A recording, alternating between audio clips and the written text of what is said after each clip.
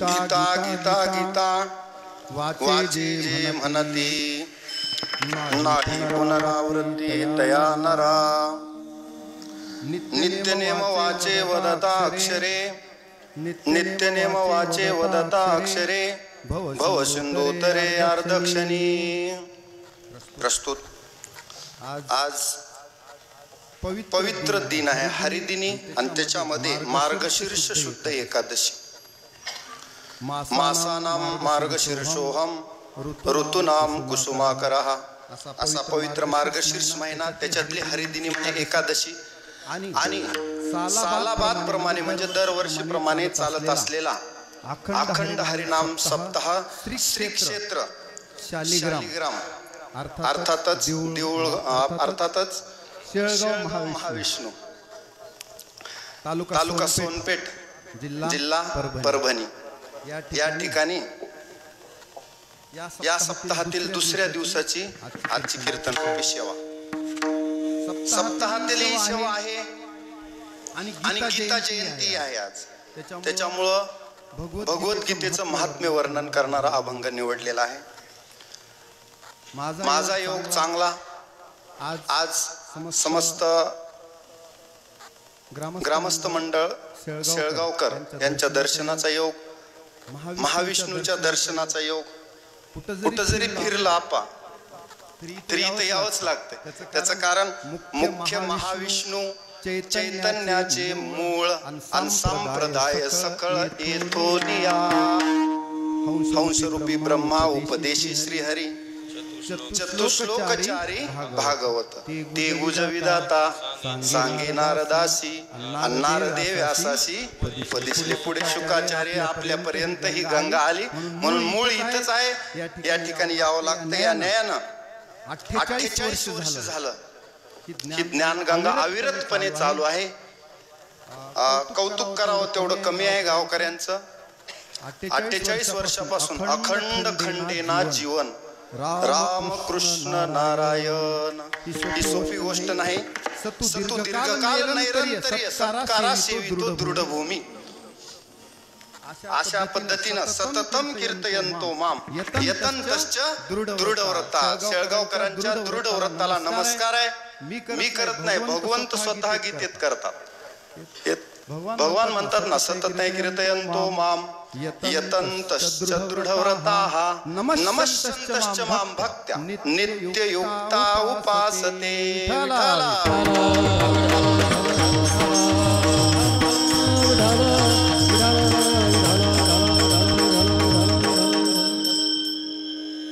एकदा मुखाला नाम येणं अवघड आहे। 48 वर्षापासून नामस्मरण सोपं आहे। जयाचे वाचे पुढा भोजे नाम नाचत असे माझे आणि जे जन्मसहस्त्र वेळा ओळखी एक वेळ मुखासी यावया। हजार जन्म घेतले तरी एकदा नाम मुखाला येत नाही। एवढं कठीण नाम आपल्या इथं सतत कीर्तयंतो माम म्हणजे काय की आपण सातत्यानं हे कार्य टिकवलेलं आहे, पुढेही चालूच राहणार। विठ्ठला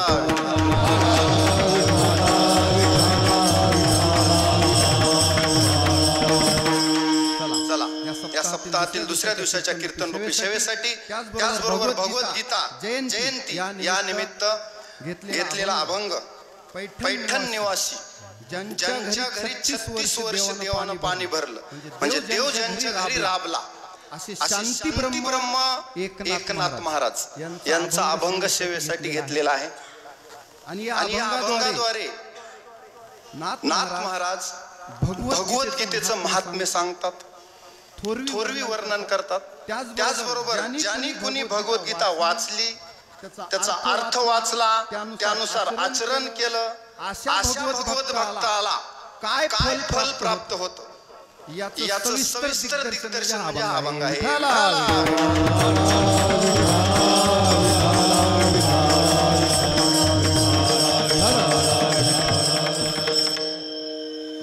पार्श्वभूमी सांगतो म्हणजे लक्षात येईल। 5,500 वर्षापूर्वीची गोष्ट आहे। कुरुक्षेत्रावर एका बाजूला कौरव आहेत, एका बाजूला पांडव आहेत आणि महाभारताचं युद्ध सुरू होणार इतक्यात अर्जुन मोहित होतो. अर्जुन आप्तजनांना पाहून मोहित होतो. सगळे माझे आप्तसोखी आहेत आणि यांना मी कसं मारू, युद्ध करू का नको करू या संभ्रमात तो आपलं गांडीव धनुष्य खाली ठेवून रथामध्ये बसतो आणि देवाला विनंती करतो, देवा सिदंती मम गात्राणि मुखं च परिशुष्यति वेपतुश्च शरीरे मे रोमहर्षश्च जायते. देवा माझ्याच्याने हे युद्ध होणार नाही, मला युद्ध नको. आता युद्धाची सगळी तयारी झाली ना. अर्जुन काय म्हणतो, युद्ध नको. न कांक्षे विजयम कृष्ण न च राज्यम सुखानीच किम नो राजेन गोविंद किम भोगैर्जीवितेन वा. नको मला असं म्हटल्यावर देवापुढे प्रश्न निर्माण झाला की आता ऐन वेळेला अर्जुन गलित गात्र झालाय, मोहानं ग्रस्त झालाय. नीट आहे का, मोहानं ग्रस्त झालाय, आप्तसोक्याचा मोह झालाय. आपल्याला पुढे पुढे ऐकायचे चिंतन की भगवद्गीता हा आपलाही मोह, अर्जुनाचा तर मोह गेला, आपला सुद्धा मोह घालवण्यासाठी भगवद्गीता आहे.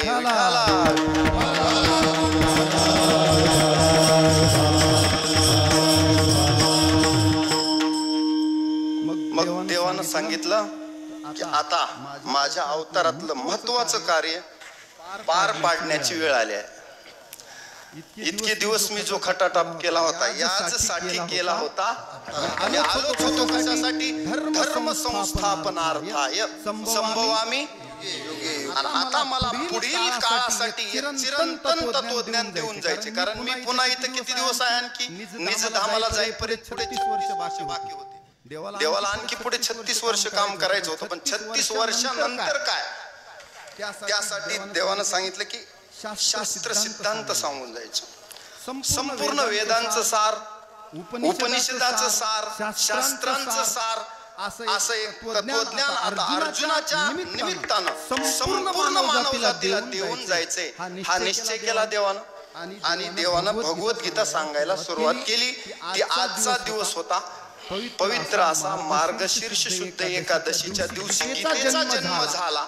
म्हणून आपल्याला हा ग्रंथ मिळाला. आणि जगामध्ये मला वाटत नाही दुसऱ्या कोणत्या ग्रंथाची जयंती आहे. ग्रंथाची म्हणतोय, एकमेव भगवद्गीता असा ग्रंथ आहे त्याची जयंती जगभर साजरी केली जाते. ही गीतेची आगळी वेगळी विशेषता आहे.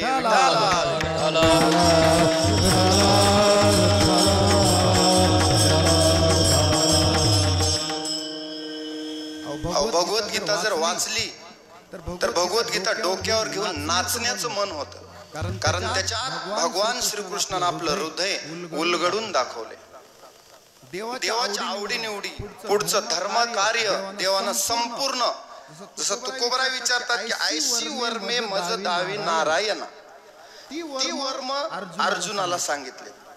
ती अर्जुनेशी बोलत, ते दुसऱ्या कुणालाच गुह्य देवानं सांगितलं नाही. जे न सांगे पिता वसुदेव, जे न सांगे देवकीशी, जे न बंधू बळीभद्राशी, आणि ते गुह्य अर्जुनेशी बोलत. का सांगितलं असेल अर्जुनालाच? त्याचं कारण आहे, अर्जुन श्रोता आहे आणि भाग्यवान आहे. अर्जुन देवाचा लाडका आहे. कशावरून? भगवान म्हणतात ना, भक्तोसी मे सखा चेती, माझा भक्त आहे तो आणि माझा सखा आहे. सख्य भक्ती जर कुणा केली असेल 9 विधा भक्ती मधील, तर ती कुणाची आहे? अर्जुन. ही नर नारायणाची जोडी आहे. श्रवणम कीर्तनम विष्णू स्मरणम पादसेवनम अर्चनम वंदनम दास्यम. आता सख्यम मला सांगायचं, सख्यम आत्मनिवेदनम. त्याच्यातली सख्य भक्ती कुणा केली? अर्जुनानं. बाकीच्या वेगवेगळ्या भक्तांनी 9 विधा मधली कुणा कोणती भक्ती केली? जसं दास्यत्व निकट हनुमंते पै केली, परंतु सख्य भक्ती अर्जुनानं केली.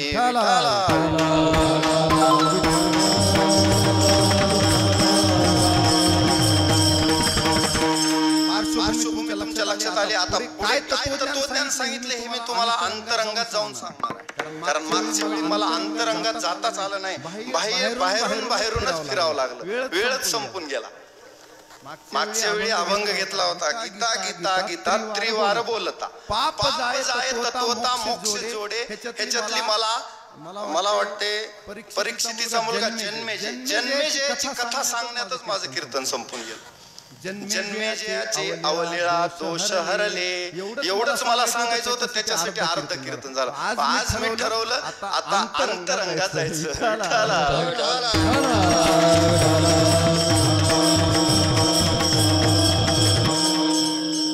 बाह्य वर्णन गीतेचं तर सर्वच जण करतात आणि करण्यासारखाच ग्रंथ आहे. भगवद्गीतेचं वर्णन नाही करायचं तर या मुखानं वर्णन तरी कुणाचं करायचं? कारण का या जगाची चालक शक्ती जगाचा मालक पृथ्वीवर अवतीर्ण झालाय आणि स्वतःच्या मुखातून अर्जुनाला भगवद्गीता सांगतोय. सोमुखे आपण सांगितो, सोमुखे आपण सांगितो, सोमुखे आपण सांगितो, सोमुखे आपण सांगितो.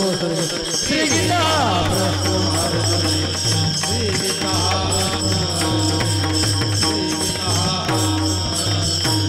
सोमुखे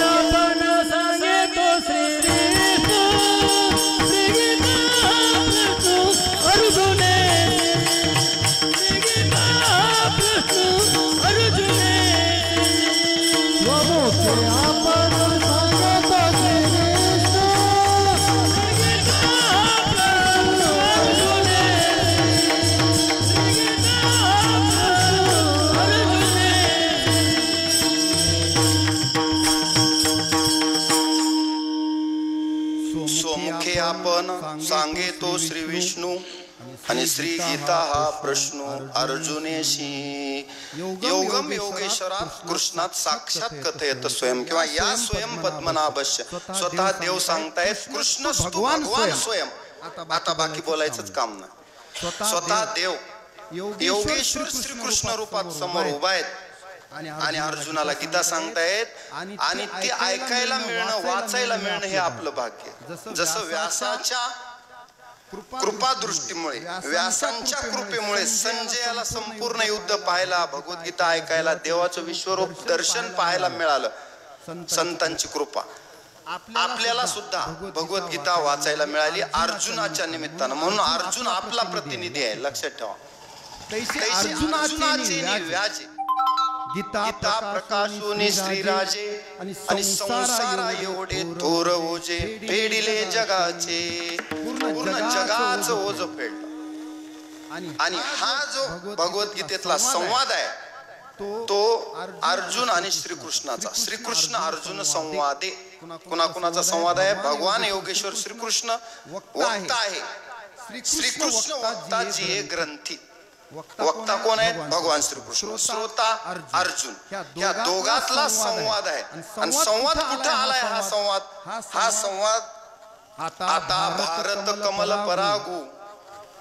आता भारत कमल परागू महाभारतात रूपी कमळामध्ये हा जो पराग आहे म्हणजे सुगंध आहे तो गीताख्य प्रसंगू जो संवादला श्रीरंगो अर्जुनेशी.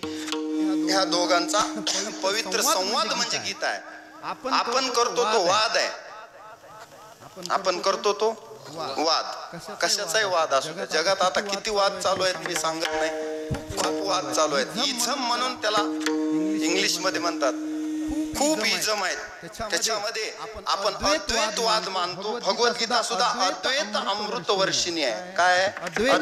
भगवान आद्य शंकराचार्यांनी जे अद्वैत तत्वज्ञान सांगितलं त्याचा पुरस्कार भगवद्गीता करते. मग वेगवेगळे अजातवाद आहे जे इझम आहेत. आताचे मार्क्सवाद समाजवाद वेगवेगळे वाद आहेत शास्त्रामध्ये सुद्धा. शास्त्रांचे भांडण तपतीर्थाटन उर्वीचे भ्रमण याजसाठी. मग भगवद्गीता मात्र हे सगळ्यांचं ऐकून घेते. काही काळ असा दिसतो आपण समाज प्रवृत्तीकडे गेलेला म्हणजे फक्त खा प्या मजा करा. चार्वाकवादी तत्वज्ञान. काय ऋणम कृत्वा घृतम पिबेत भस्मीभूतस्य देहस्य पुनरागमन कुत असं म्हणणारा एक समाज आहे. तो एवढ्या टोकाला जातो की ऋण काढून सण साजरा करा, पुन्हा पुन्हा जन्म नाही असं म्हणणारी एक विचारधारा या पृथ्वी तलावर आजही चार्वाकवादी लोक आहेतच.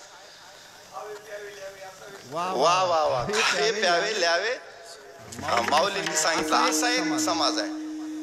असा एक समाज आहे की अत्यंत त्याग नाही काहीच नाही. आसन वसन त्याग सगळा त्याग.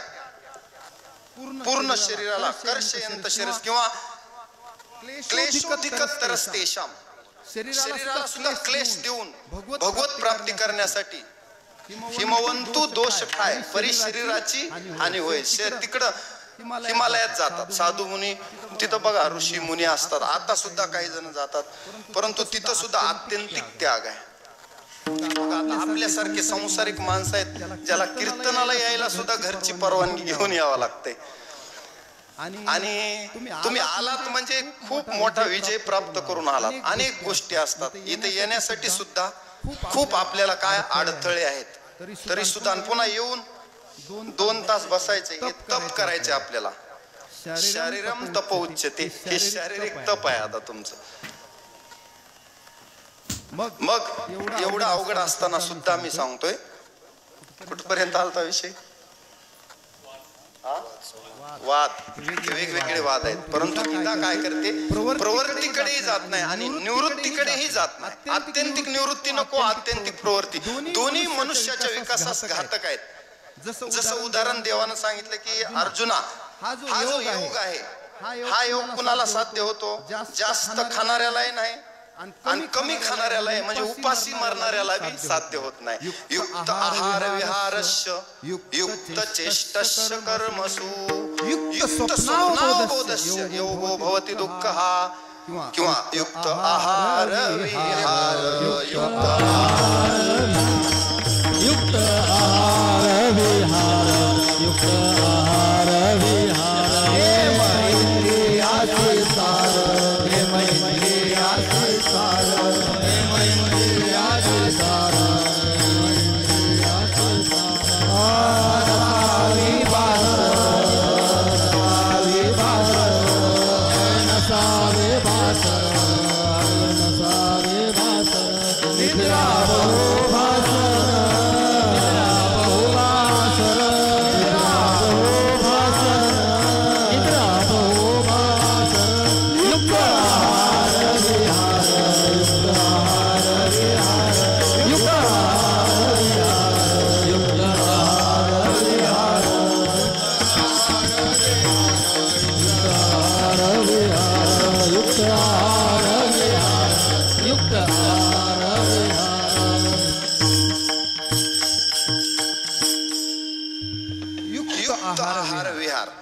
मी सांगत होतो की आत्यंतिक खाणारा, अति निद्रा घेणारा त्यालाही हा योग, आणि खूप जागणारा त्यालाही हा योग साध्य होत नाही. प्रवृत्ती नाही, निवृत्ती नाही. मग मधला मार्ग काय?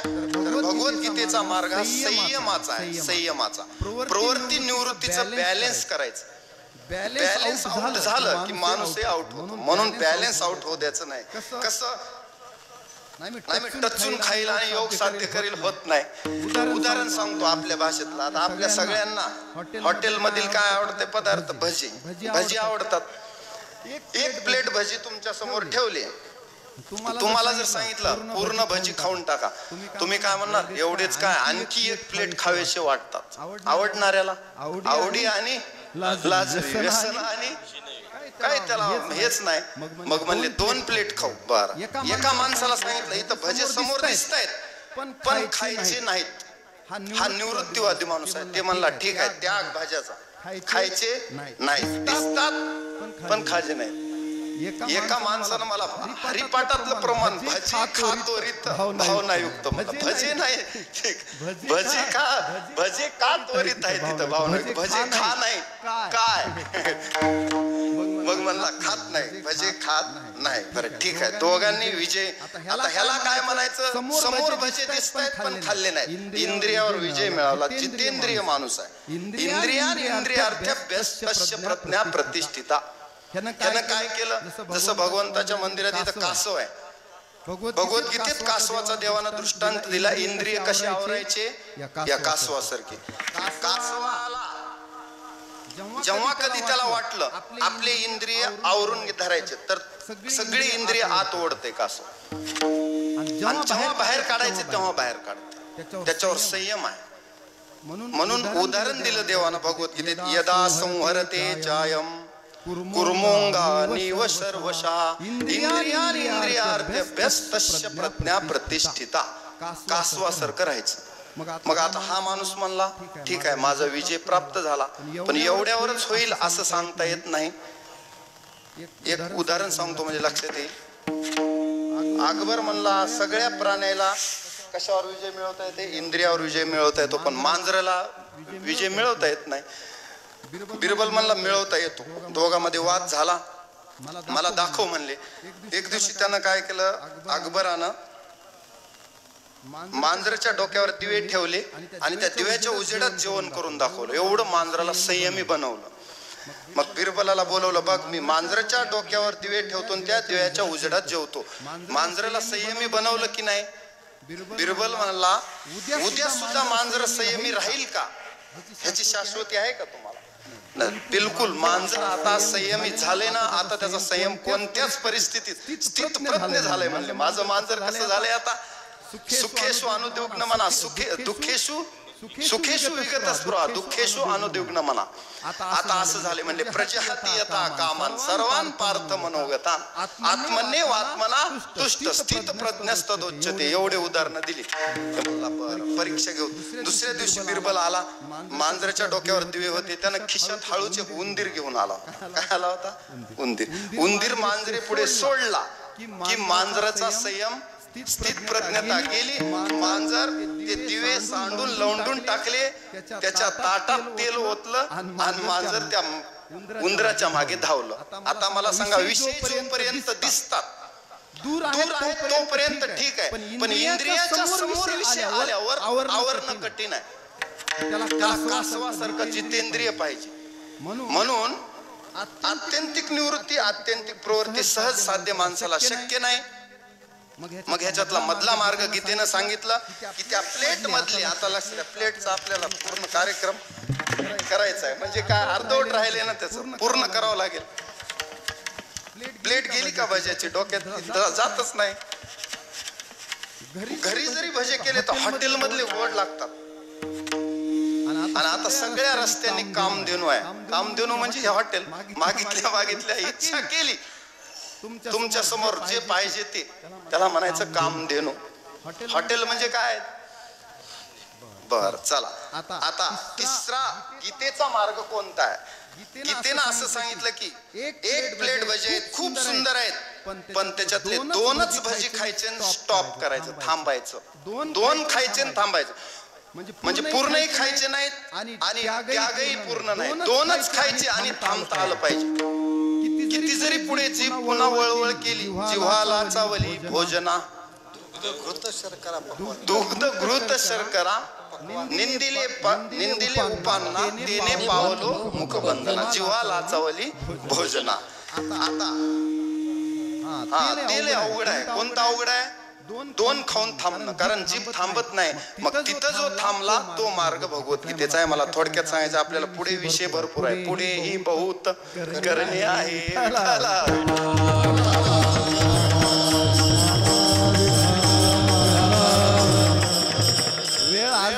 पालन करणार असं ठरवून आलोय. बघूया कीर्तन आज यशस्वी होतो. पहिली वेळ असेल, नाही तर कीर्तन लवकर सुटत नाही. अशीच ओरड जास्त आहे माझ्या. मला आता म्हणायला लागले, त्याच्यामुळं वेळेतच सोडणार. बघूया आज होते की. थोडस फास्ट घ्यायचं. कुठपर्यंत आलं होतं? आता गीतेचा मार्ग तुमच्या लक्षात आला. मग हे तत्वज्ञान अर्जुनाला भगवद्गीतेत सांगितलंय. अर्जुन हा प्रतिनिधी आहे आपला, आणि अर्जुनाला निमित्त केले. आता सहज ब्रह्मरसाचे पारणे कुणासाठी केले? अर्जुनाला केले नारायणे. पण तेच अवसरे पाहुणे पातलो आम्ही. चांगला स्वयंपाक केलाय गृहिणीनं अर्जुनासाठी. म्हणजे देवानं गीता सांगितले खरी अर्जुनाला, पण त्या स्वयंपाकात पाहुणा आला, सणात सोयरा. आपल्यालाही तो स्वयंपाक मिळाला, म्हणून आपण भाग्यवान आहेत. भगवद्गीता हा पवित्र ग्रंथ काय? त्याच्यात 2-3 उदाहरण सांगतो म्हणजे तुमच्या लक्षात येईल. भगवद्गीतेचं महात्म्य म्हणजे पुढे मला अभंगाकडे जात आहे. तीनच गोष्टी लक्षात घ्या. पहिल्यांदा श्रोता किती मोठा आहे हे लक्षात आलं, अधिकार लक्षात येते. वक्ता किती मोठा आहे हे एक लक्षात घ्या. आणि भगवद्गीता ग्रथित करणारे कोण? भगवान वेद व्यास. हे किती महान आहेत ती गजन, एवढं जर तुम्हाला कळालं तर भगवद्गीता त्या संवादाला किंमत येते. समोर वक्ता बोलणारा कोण आहे, किती अधिकारी आहे, याच्यावर तो काय बोलतो आणि त्या बोलण्याची किंमत ठरत असते.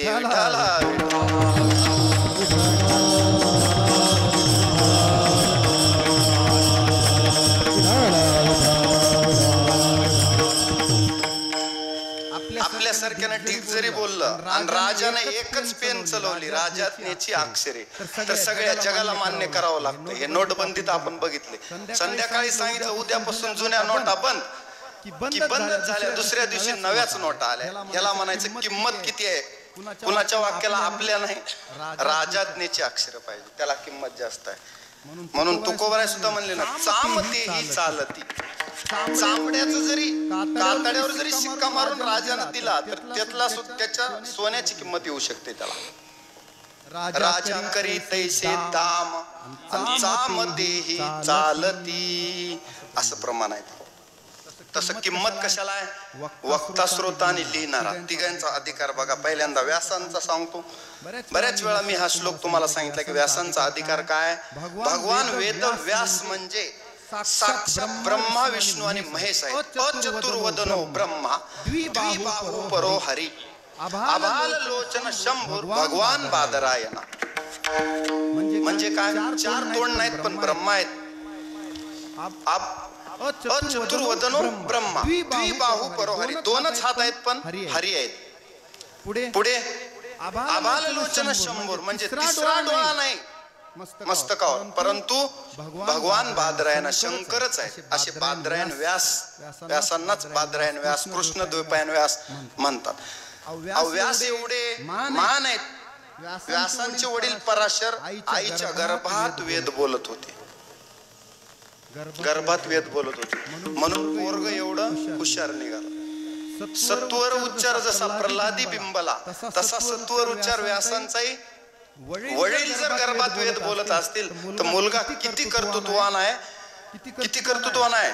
नमोस्तु ते व्यास विशाल बुद्धे, उल्लारविंदायत पत्र नेत्र, भारत तेल पूर्ण. नीट आहे का. प्रज्वालितो ज्ञानमय प्रदीप, हा ज्ञानमय दिवा म्हणजे दीप सगळ्या भारताला तेजोमय करण्याचं काम कुणा केले. 18 पुराण लिहिलीत. कुण व्यासांनी. 18 पुराण भागवतासहित 18 पुराण आहेत. नाव बघा, पद्मपुराण, सगळे वेगवेगळे पुराण आहेत. तुम्हाला माहित आहे कारण श्रोते हुशार आहेत. भागवत पुराणापर्यंत 18 पुराण लिहिले. महाभारताची रचना केली. सगळ्यात जर त्यावेळेसचा इतिहास पाहायचा असेल तर आद्य इतिहासकार म्हणून व्यासच आहेत. खरा खुरा व्यासांच्या नजरेतून त्या काळातली एकही घटना सुटलेली नाही. आजचे इतिहासकार, आजचा इतिहास कसा आहे, विकृत इतिहास आहे. विकृत, माझ्या सोयीनुसार लिहिलेला त्याला इतिहास म्हणत नाहीत. व्यासांच्या नजरेतून महाभारत काळातील एकही घटना सुटलेली नाही म्हणून त्यांना इतिहासकार म्हणायचं.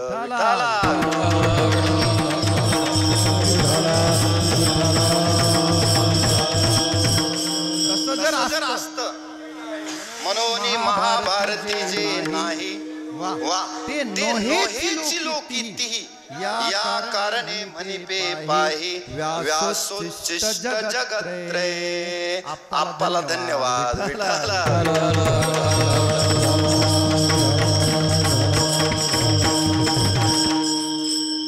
चला म्हणून तर ज्ञानोबराय सुद्धा म्हणतात तैसा व्यासांचा मागोवा घेतो, भाष्यकारा ते वाट पुसतो. मी त्यांच्याच पावलावर पाऊल ठेवून भगवद्गीतेची टीका मराठीत प्राकृत मध्ये करत आहे. आता ही जी भगवद्गीता आहे ती व्यासांनी भीष्म पर्वामध्ये, महाभारतात किती पर्व, 18 पर्व आहेत. वन पर्व, भीष्म पर्व, त्याच्यामधल्या भीष्म पर्वात भगवद्गीता आलेली आहे. किती श्लोक आहेत भगवद्गीतेत, 700 श्लोक. किती 700 श्लोक. अध्याय 18 अध्याय 700 श्लोक. आता त्याच्यात भगवंताच्या मुखातून, अर्जुनाच्या मुखातून, संजयाच्या मुखातून आणि धृतराष्ट्राच्या मुखातून एक श्लोक. असे अनेक श्लोक, प्रत्येकाची वेगवेगळी संख्या आहे. म्हणजे गीता सप्तशती आहे. 700 श्लोकाची. मोह महिषा मुक्ती प्रवर्तली अशी. आपला मोह घालवण्यासाठीच आपल्यासाठी भगवद्गीता दिलेली आहे. ते पुढे मी सांगणार आहे. पहिल्यांदा तुम्हाला भगवद्गीतेचं स्ट्रक्चर म्हणजे रचना तरी कळावी, त्याची पार्श्वभूमी तरी करावी, तेवढ्यातच आणखी कीर्तन चालू आहे. पुढे तर अनेक बाकीच आहे. आता हे झालं. पुढे आता श्रोता जो आहे अर्जुन, त्याचा अधिकार बघा.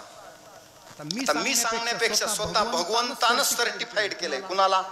अर्जुनाला सर्टिफिकेट देऊन टाकले. वृष्णीनाम वासुदेवोस्मी पांडवानाम धनंजय. आता हे पांडवानाम धनंजय म्हणजे कुणाचं सर्टिफिकेट आहे? जगाच्या मालकाचं. विश्वाची चालक शक्ती. त्वमस्य विश्वस्य परम निदानम पितामहस्य जगतो माता धाता पितामह किंवा मया देक्षेन प्रकृती सुयते सचराचरम. असा देव जो संपूर्ण चराचर सृष्टीचा मालक आहे, तो म्हणतो की अर्जुन माझी विभूती आहे. आता ह्याच्यातच कुणाचं प्रमाणपत्र आहे? अर्जुनाचा. आता बघ, ज्ञानोबरायांनी अर्जुनाची बरीच थोरवी ज्ञानेश्वरीत वर्णन केले. तू शूरवृत्तीचा ठाव, क्षत्रिया माझी राव, तुझ्या लाठेपणाचा आहो तिही लोकी. म्हणजे धन्य अर्जुनाची भक्ती, त्याला सहाय्य लक्ष्मीपती, त्याचा सारथी भगवान, ध्वजस्तंभे हनुमान किंवा ध्वजस्तंभावरी वानरू, तो मूर्तिमंत शंकरू, सारथी शारंगधरू अर्जुनेशी देखा नवल प्रभूचे, अद्भुत प्रेम भक्ताचे, जे सारथ्यपण पार्थाचे करीतू असे, इतका अर्जुन महान आहे. विठाला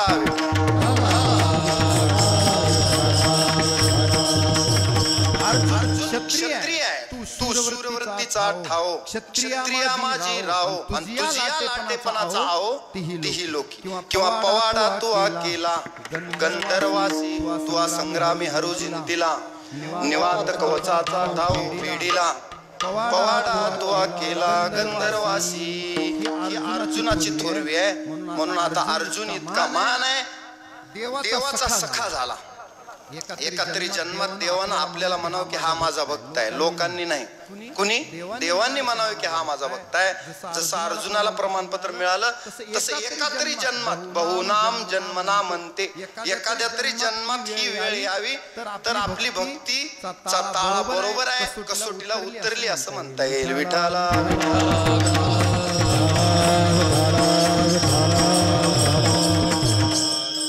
आता सांगणारा म्हणजे वक्ता जो आहे, वक्ता असा आहे की अर्जुन काय झालाय, इथं वासरू झालाय आणि भगवान श्रीकृष्ण गाय झालेत.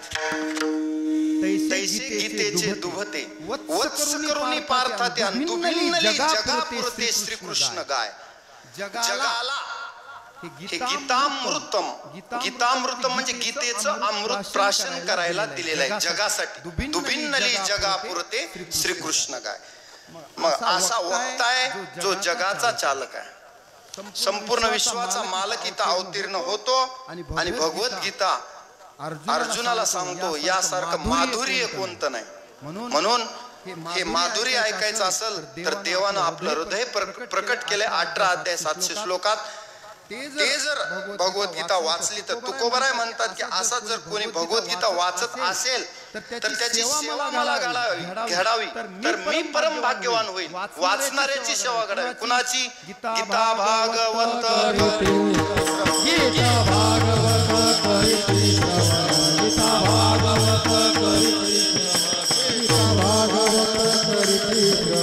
अखंड चिंतन विठोबाचे,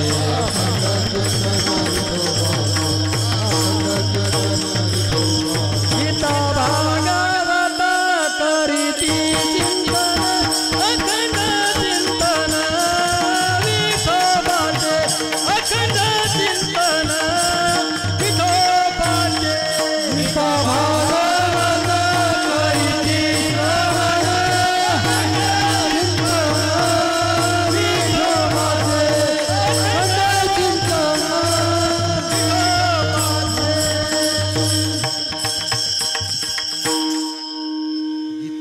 भागवत करीती श्रवण, अखंड चिंतन विठोबाचे. तुका म्हणे मज घडो त्यांची, तरी माझ्या दैवा. तुकोबराय म्हणतात ते भाग्यवान आहेत जे गीतेचं श्रवण करतात, पठन करतात, मनन करतात आणि गीता जीवनात उतरण्याचा प्रयत्न करतात. हे महत्वाचं आहे. गीतेनुसार आचरण. भगवद्गीता वाचली परंतु ती जीवनात उतरली नाही. जीवनच गीतामय झालं पाहिजे. लक्षात घ्या, भगवद्गीता ही जीवनाचं तत्वज्ञान आहे. संन्यासासाठी आहे का? केवळ आहे संन्यासासाठी, पण केवळ संन्यासासाठी नाही, केवळ गृहस्थीसाठी, केवळ वानप्रस्थी, केवळ ब्रह्मचारी असं नाही, सर्वांसाठी आहे. केवळ एकासाठी नाही. गीतेचा अधिकारी कोण? सर्वजण. म्हणजे काही जण म्हणतात गीता वाचली तर मुलगा संन्यासी होईल म्हणून बालपणात शिकवो का नाही असा प्रश्न वाटतो. परंतु जो अर्जुन संन्यास घ्यायला निघाला होता युद्ध सोडून, तो कर्तव्यपरायण झाला. म्हणजे कर्तव्य परांगमुख झालेला अर्जुन जर कर्तव्य परायण होत असेल तर आपला मुलगा संन्यासाला जायला एवढं सोपं आहे का? तो सुद्धा कर्तव्य परायण होईल.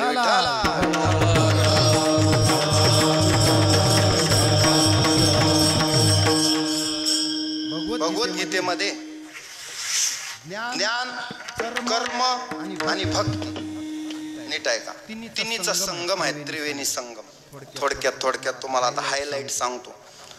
ज्ञान, कर्म आणि भक्ती ह्या तिन्हीचा संगम जर कुठं बघायचा असेल तर एकट्या भगवद्गीतेत आहे. आणि जर भगवद्गीता वाचली तर किमान शास्त्र विस्तरी, दुसऱ्या शास्त्राचा विस्तार करायची. इथंच सगळं 100 रुपयात 50ची 20ची 10ची नोट येऊनच गेली. आली की नाही? 100 रुपयात 10च्या 10 नोट आहेत, 50च्या 2 आहेतच. माझ्याकडे 50ची नोट आहे, माऊली म्हणली माझ्याकडे 100ची आहे, मग माझी त्यांच्या नोटेत येऊनच गेली ना. हा, माझ्याकडे 200ची असेल तर मग मात्र त्यांच्या पुढे मी आहे. पण भगवद्गीता असे की त्याच्यामध्ये सर्व ग्रंथाचं सार किमान शास्त्र विस्तरी, दुसरा शास्त्राचा विस्तार करण्याचीच आवश्यकता नाही. शॉर्टकट मध्ये त्यांना भगवंताला माहित आहे की जास्त वेळ लोकांना आजकाल नाही, मग शॉर्टकट मध्ये भक्ती कशी करता येईल आणि तरी सुद्धा आपल्या उद्धाराचं साधन त्याच्यात सांगितलेलं आहे. म्हणून ज्ञान, कर्म, भक्तीचा समन्वय भगवद्गीतेमध्ये आहे. आता श्रोत्याचं एवढं काम आहे आपलं काय? देव द्यायला आला पण आपल्या जवळ घ्यायला पदर नाही म्हणल्यासारखी स्थिती आहे. श्रीमंत बापाचे गरीब लेकर म्हणायचे त्याला. म्हणजे इतकं आपलं दुर्दैव आहे. आपल्याकडे सर्व आहे. आपल्यापासून इंग्रज घेऊन गेली, आपल्यापासून गीता जगात गेली. स्वामी विवेकानंदानं, महात्मा गांधींनी, आचार्य विनोबा भावेंनी सर्वांनी भगवद्गीता जगात नेण्याचा प्रयत्न केला. अगदी आताच्या काळातील पांडुरंग शास्त्री आठवले यांनी जगभर गीता नेली. भारतात सुद्धा भगवद्गीता त्यांच्या स्वाध्याय परिवारामार्फत शिकवली जाते आणि त्याचं तत्वज्ञान ते प्रयोगातून जगतात. असे साधू संत आजही आहेत. आपली जोग महाराज वारकरी शिक्षण संस्था भगवद्गीता शिकवते, संहिता देते, मुलांना शिकवते. आपल्या वारकरी शिक्षण संस्था शिकवतात. म्हणजे भगवद्गीतेची शिकवण मला सांगायचे की महात्मा गांधी पासून, विनोबा भावे पासून, स्वामी विवेकानंदापासून पांडुरंग शास्त्री पर्यंत सर्वांनी आचरणात आणली. आणि एवढं मोठं तत्वज्ञान, एवढे श्रीमंत होत आपण. आपला भारतीय सांस्कृतिक वारसा कसा आहे? श्रीमंत आहे. जगाला आपण मार्गदर्शन करण्याची हिंमत आपल्या भगवद्गीतेत आहे. म्हणून तर उगाच म्हणत नाहीत कृष्णम वंदे जगद्गुरुम. जगताचा गुरु होण्याची ताकद फक्त भगवान श्रीकृष्णात आहे. जगातल्या आज तुम्हाला वाटते की एवढ्या समस्या आहेत, शासनाला ही समस्या सुटना, ती समस्या सुटना. त्याचं कारण तुझे आहे, तुझं पाशी परी जागा. Bhagavad Gita is a solution of every problem. तिथं समस्याच राहत नाही. Not to question why but to do or die. तिथं सगळे प्रश्न म्हणजे प्रत्येक प्रश्नाचं उत्तर भगवद्गीतेत आहे. पण भगवद्गीतेजवळ श्रद्धेनं, भावानं जावं लागतं. ती जाण्याची तयारी जर असेल तर भगवद्गीता जगातले सर्व प्रश्न सोडवू शकते. हे मी सांगत नाही, भगवान स्वतः सांगतात.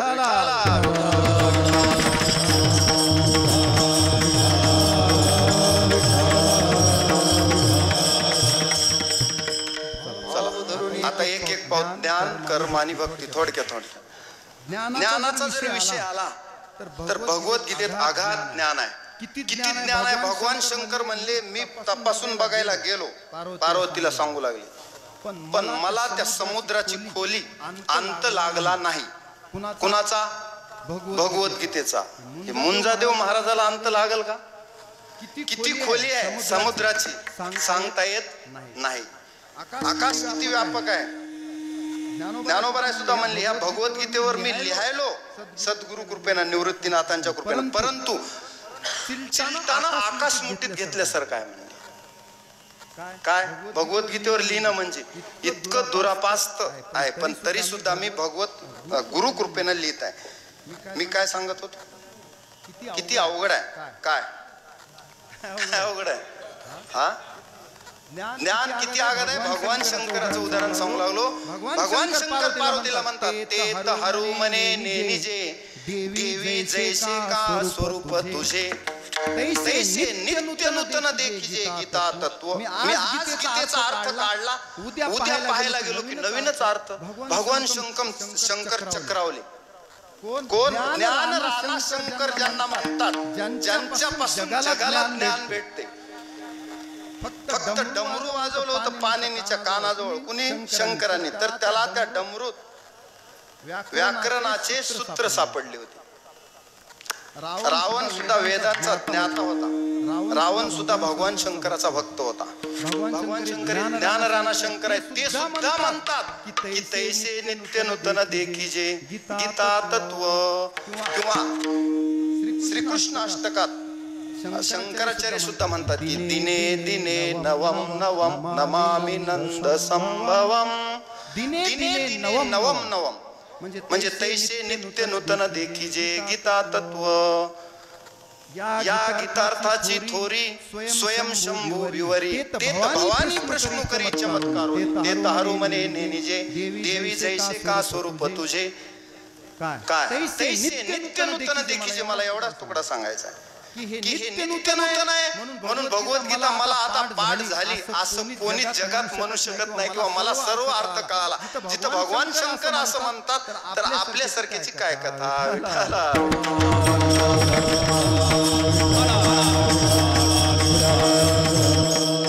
एवढं निश्चित आहे, भगवद्गीतेजवळ गेल्यावर ज्ञान प्राप्त होतं. आणि अंतिम सिद्धांत असा आहे आप्पा की या मनुष्य जन्मात प्राप्तच काय करून घ्यायचे, ज्ञान. कोणतं ज्ञान. अज्ञान घालवायचे. अज्ञान गेलं की ज्ञान आलं. जसं सूर्य आल्यावर अंधार राहत नाही. अंधाराची वार्ता सूर्याला माहितच नाही.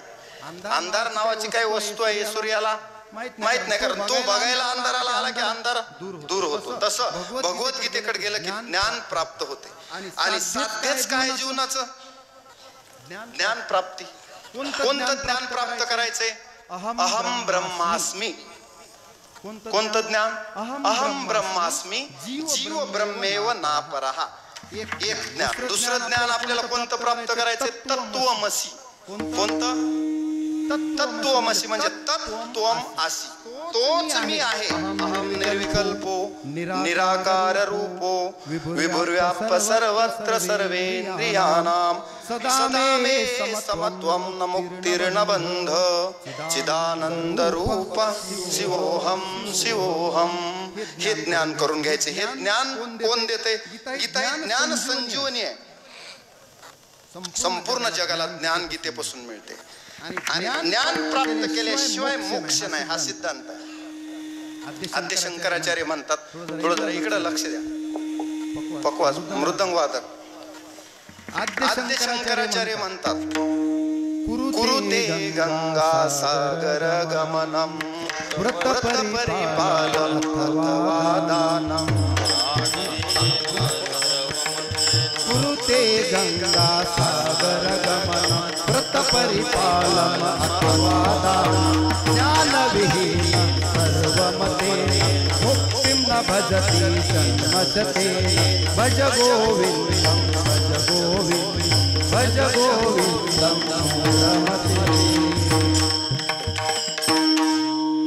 काय म्हणतात शंकराचार्य नीट आहे का. हे गाऊन झालं आता सांगतो. कुरुते गंगा सागर गमनम. एखादा म्हणला मी गंगा सागर तीर्थ केले, 4 धाम केले. कुरुते गंगा सागर गमनम. कुठेही जा म्हणले शंकराचार्य. व्रत परिपालम अथवा दान. कोणतेही व्रत करा, दान करा. एवढं जरी केलं तरी शंकराचार्य त्याला फारशी किंमत देत नाही. थोडीशी किंमत आहे. यज्ञो दानम तपश्चैव पावन आणि मनीषिनाम. एवढ्यापुरती किंमत आहे. मनुष्याला पावन करणारे साधना आहेत.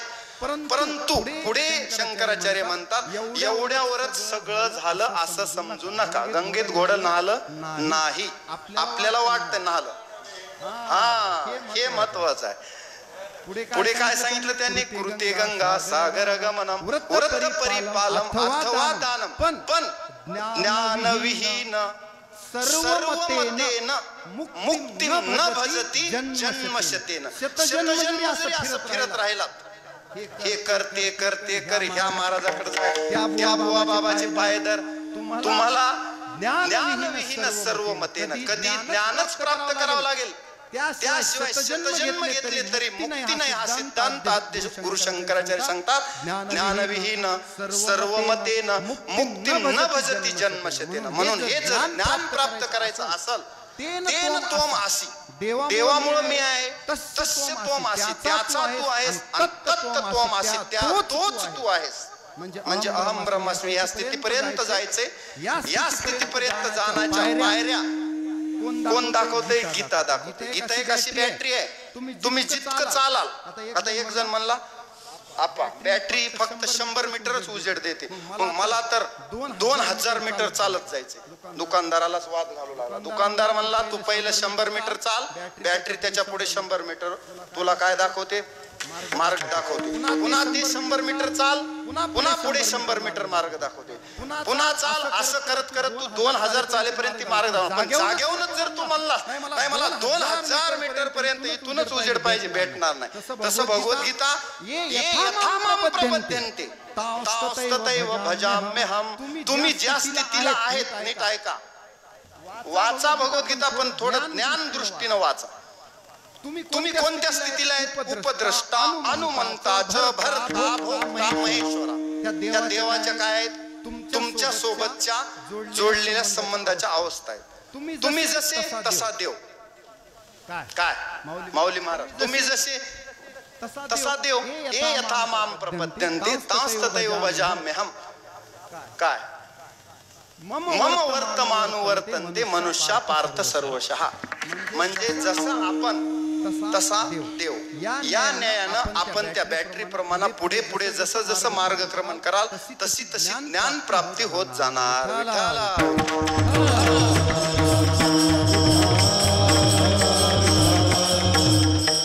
दुसरा एक कर्म. आता मी त्या खोलात जात नाही, कारण मला भरपूर पुढेही सांगायचे. कर्म आपण आता आपल्याकडे असे काही लोक आहेत किती अकर्मण्यवादी आहेत. नाही काही करायचं नाही, सर्व ईश्वर करतो.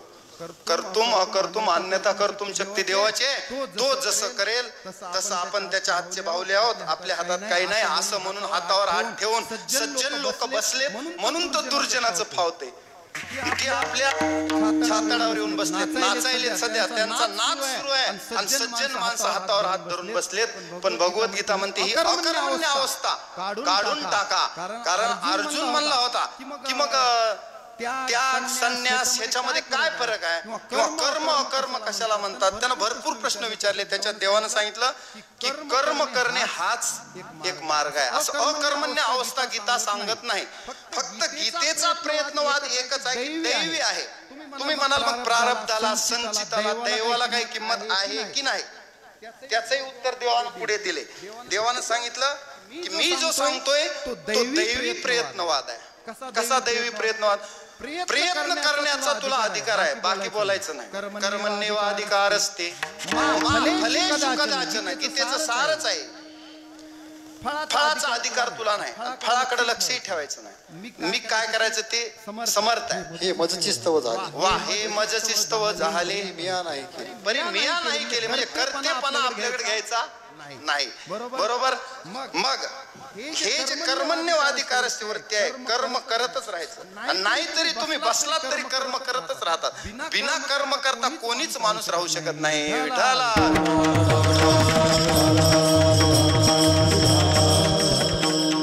दैवी प्रयत्नवाद कसा आहे लक्षात घ्या. कर्म कर, फळाची अपेक्षा करू नको. म्हणजे अनासक्त कर्म कर. पद्मपत्र मिवांबसा. म्हणजे त्याचं पाप पुण्य तुला लागणार नाही. तुका म्हणे आम्ही झालो अग्निरूप लागून येदी अंग. असं राहायचं कमळासारखं. अनासक्त कर्म. दुसरं आहे फलासक्ती रहित कर्म करणं. आता हे थोडस अवघड वाटते आपल्याला, बुद्धीला जड वाटतात हे गीतेचे विषय, परंतु हे फार महत्वाचे. आपल्या जीवनामध्ये आपल्याला ह्या स्थितीत राहायचे. आणि ही जर स्थिती आली तर मग आपल्या जीवनात आनंद आहे. तुष्यंतीच रमंतीच अशा स्थितीत आपण राहू शकतो, अन्यथा राहू शकत नाही. मग देवानं सांगितलं की कर्म कर आणि देवाला हाक मार, एवढं तुझ्या हातात आहे. मग धावून यायचे की नाही ते माझ्या हातात आहे. त्याला म्हणायचं दैवी प्रयत्न. काम करत जा, हाक मारत जा, इथपर्यंत म्हणजे रिपोर्ट द्यायचा. आज समजा गोरे सरनं शाळेमध्ये काही काम केलं, केंद्र प्रमुखाला फक्त रिपोर्ट द्यायचा. पुढचा शेरा त्यांनी बघायचा नाही, A+ दिला का B+ दिला. ते कुणाचं काम आहे? केंद्र प्रमुखाचं काम आहे. रिपोर्ट करण्याचं काम आहे. नुसतं काम करत बसले आणि रिपोर्ट नाही केला तरी चालत नाही. म्हणून देव सुद्धा द्रौपदीला जेव्हा वस्त्रहरणाच्या वेळेस गरज पडली कुणाची मदतीची, 5 पांडवाकडे बघितलं, एवढे मोठे सिंहासारखे पती भीष्माचार्य आहेत, पण कोणी मदतीला आलं नाही. तिच्या लक्षात आलं की देवाला हाक मारल्यावर तो येतो. एकाच हाकेत देव आले, पण हाक मारल्यावर आले. म्हणून काम करत जा, हाक मारत जा, मग देव आले. देव इकडे वाट बोलाले. रुक्मिणी म्हणून लागल्या, देव बेचैन काय? देवानं सांगितलं द्रौपदी संकटात आहे, वाट पाहतोय मी की हाक मारल्याबरोबर मला जायचे, परंतु तिची हाक आणखी आली नाही. आल्यावर त्वरा झाली गरुडा टाकी,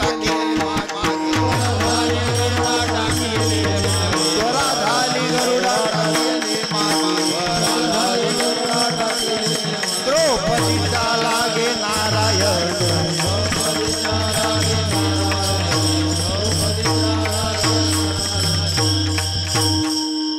त्वरा झाली गरुडा टाकीले मागे, आणि द्रौपदीच्या लागे नारायणे. मग देवानं वस्त्र हरणे कैसी, वस्त्रे झाली माऊली. तिथं देवानं अवतार घेतला आणि वस्त्र पुरवले. मग हा गीतेचा दैवी प्रयत्नवाद आहे. आपण सुद्धा त्याच मार्गाने जायचं, ह्याला म्हणायचं दैवी प्रयत्नवाद. आता राहिला दैव प्रारब्ध संचित. देवानं सांगितलं की ते ज्याचे त्याच्यानुसार प्रारब्ध संचितात, तर सगळेच माणसं त्याच्यात आहेत, ते काही चुकणार नाही कुणाला. त्यालाही काही मार्ग सांगितले देवानं. भक्तांनी देवाला हाताला धरून विचारलं, देवा तू एवढा समर्थ असताना संचित प्रारब्ध मला त्रास कसं देऊ शकेल? देवानं सांगितलं ते थोडं जड असतं, ते मला सुद्धा चुकलेलं नाही. कुणाला? देवाला सुद्धा चुकलं का? जर म्हणता येत असेल म्हणा, परियेशी गव्हारा सादर येत नाही. परियेशी गव्हारा सादर, कर्मी निर्वंश झाले सगर. पुढे भिल्ले विंदिले शारंगधरण, झाला पुरंदर सहस्त्र नयन. कर्माते शंभू आणि आपण त्याचा शेवट आहे. कर्म हे कुणाला चुकत नाही, पण त्याच्यात एक आहे, त्याच्या आधी 5 भूमिका आहेत, त्या तू कर. अधिष्ठानम तथा करता, करणम च पृथग्विधम, विविधाश्च पृथक् चेष्टा, आणि दैवम चैवात्र पंचमम. 5वं दैव आहे, कितवं? 5 नंबरला. त्याच्या आधी अधिष्ठानम, कोणते कर्माचं अधिष्ठान? अधिष्ठानम तथा करता, करणम च पृथग्विधम. अधिष्ठानम तथा करता, करणम च पृथग्विधम, विविधाश्च पृथक् चेष्टा, आणि दैवम चैवात्र पंचमम. 5वं कारण काय आहे? दैव आहे. सगळं केलं तुम्ही, परंतु लास्टला दैवाची सुद्धा वाट पाहावी लागते. सगळं केलं. डॉक्टरना शर्थीचे प्रयत्न केले, त्याला आपण म्हणतो शर्थीने खिंड लढवली, एखाद्याचं ओपन हार्ट सर्जरी केली, परंतु लास्टचा पर्याय असतो दैवम चैवात्र पंचमम. 5वं दैव बी पाहिजे. त्याच्या दैवात असेल तर तो वाचतो, नाहीतर राम नाम सत्य. विठाला विठाला.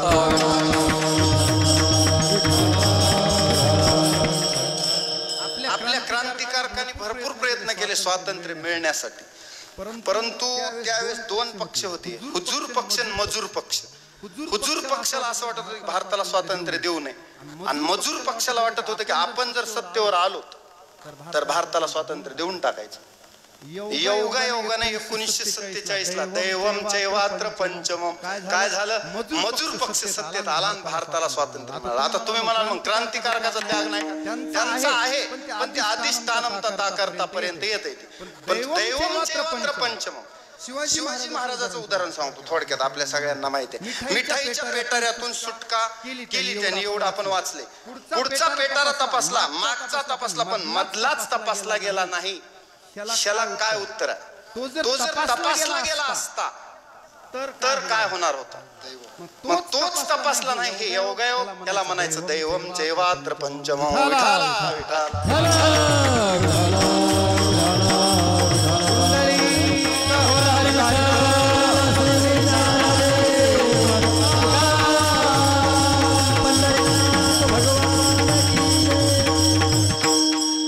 आता पुढे आहे भक्ती. भक्ती कोणती आहे? पै भक्ती की मी जाणे तीत सान थोरण म्हणे आम्ही भावाचे पाहुणे भलते या. गीतेचे सिद्धांत आहेत तिन्ही महत्वाचं आहे. त्याच्यामध्ये ज्ञानी त्वात्मेव मे मतम. जरी ज्ञानी देवाचा आत्मा आहे. उदारा सर्व येते ज्ञानी त्वात्मेव मे मतम. ज्ञानी कोण आहे? देवाचा आत्मा आहे. इतकी ज्ञानाला किंमत आहे. तपस्युभ्योधिको योगी ज्ञानीभ्योऽपि मतोधिक कर्मीभ्यश्चाधिको योगी तस्मात् योगी भव अर्जुन. योगी म्हणजे नित्य जोडलेला, देवाशी नित्य जोडलेला असा योगी हो म्हणून अर्जुनाला सांगितलं. तू योगी हो म्हणजे नित्य जोडलेला हो. हे भक्तीचं उदाहरण सांगलो मी. भक्ती कशी पाहिजे? कशी पाहिजे? नित्य अभियुक्त पाहिजे. आता एक जण म्हणला मी भक्त आहे पण 2 तास कीर्तनापुरताच आहे. हा भक्त देवाला स्वीकार आहे का? जरा खालच्या पातळीवर उदाहरण माफी मागून सांगतो. एखादी स्त्री जर म्हणाली मी पतिव्रता आहे पण 23 तास, इथं काय शंका घ्यायला जागा आली की नाही? असं होऊ शकत नाही. पतिव्रता म्हणजे पतिव्रता. त्याच्यात 23 सण 22 सण 21 सण असला कुटाणा नाही. तसं भक्त म्हणजे कोण? मी 2 तास भक्त 3 तास भक्त अजिबात नाही. भगवान से जो क्षण भर के लिए भी विभक्त नहीं है वही भक्त है.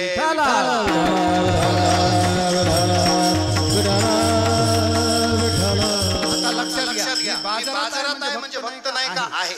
भगवंतापासून जो एक क्षणभरही विभक्त नाही तो भक्त. ही गीतेची व्याख्या आहे.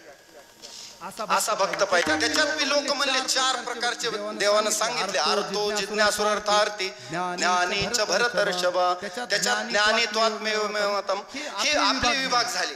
किंवा अद्वेष्टा सर्व भूतानांपासून देवानं जे भक्ताचे लक्षण सांगितले 12व्या अध्यायात, ते 36 गुण सुद्धा भक्ताला आणायचे. अशी भक्ती जर एखाद्यानं केली तर त्याचा योगक्षेम देव चालवतो.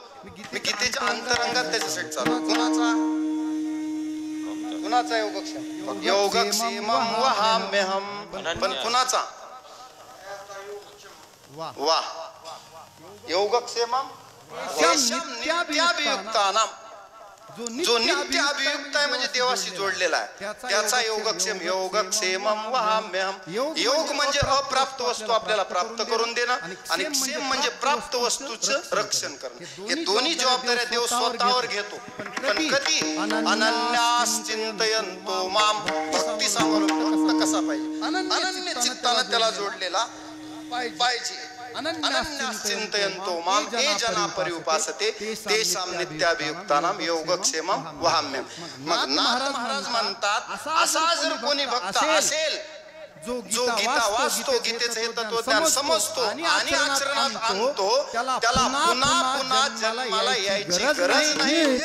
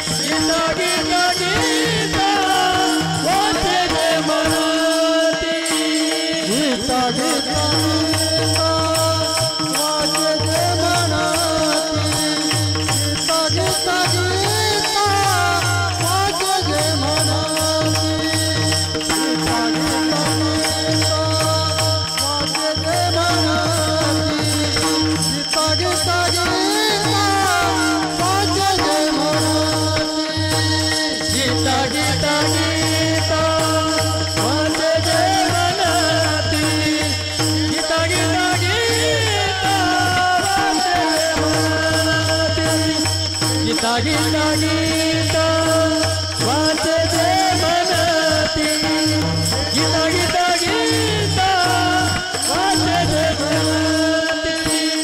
नाही पुनरावृत्ती नाही पुनरावृत्ती तया नारा नाही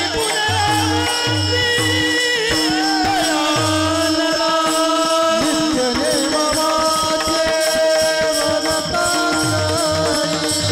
नित्य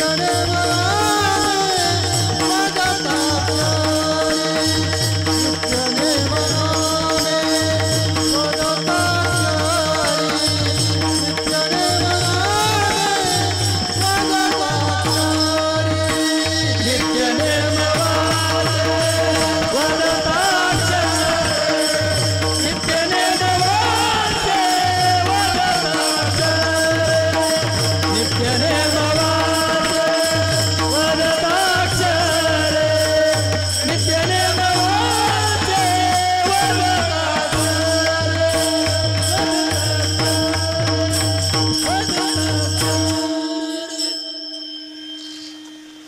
नाथ महाराज अभंगाच्या प्रथम चरणात सांगतात, गीता गीता गीता वाचे जे म्हणते नाही पुनरावृत्ती तया नरा. त्या नराला पुन्हा पुनरावृत्तीला येण्याची गरज नाही. आता देवच म्हणतात की ह्या जगात सगळे पुनरावृत्तीच्या मापात अडकलेले आहेत. कुणापासून आब्रह्मभुवना लोका पुनरावर्तीनो अर्जुना. मुंगी पासून ब्रह्मदेवापर्यंत कशात अडकलेत सगळे? ह्या संसाराच्या फेऱ्यात मृत्यू लोकात आहेत. देहाची या गावा आलिया जन्म मृत्यूची या सोहळिया ना म्हणू नये धनंजया जिया परी. इथं आलाय त्याला पुन्हा पुन्हा पुनरपि जननम पुनरपि मरणम पुनरपि जननम पुनरपि मरणम पुनरपि जननी जठरे कृपया भज गोविंदम भज गोविंदम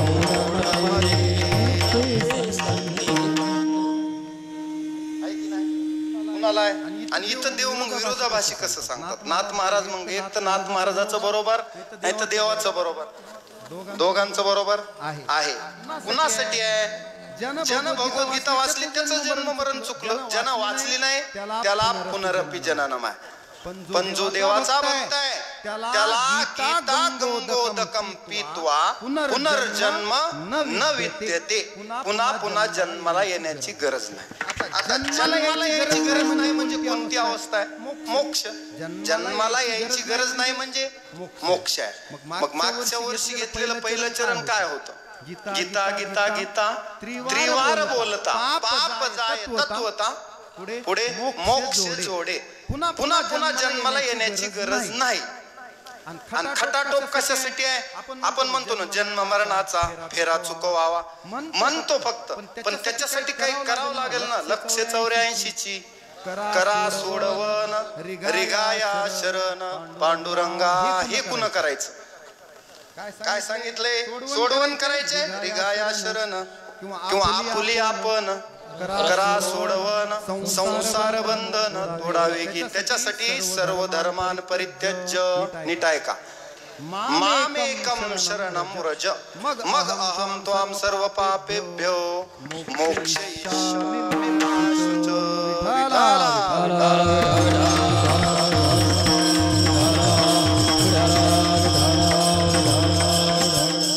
नाथ महाराज म्हणतात गीता गीता गीता वाचे जे म्हणती काय नाही पुनरावृत्ती तया नरा. पुन्हा जन्म मरण नाही. जो होय मज अनन्य शरण त्याचे निवारी मी जन्म मरण.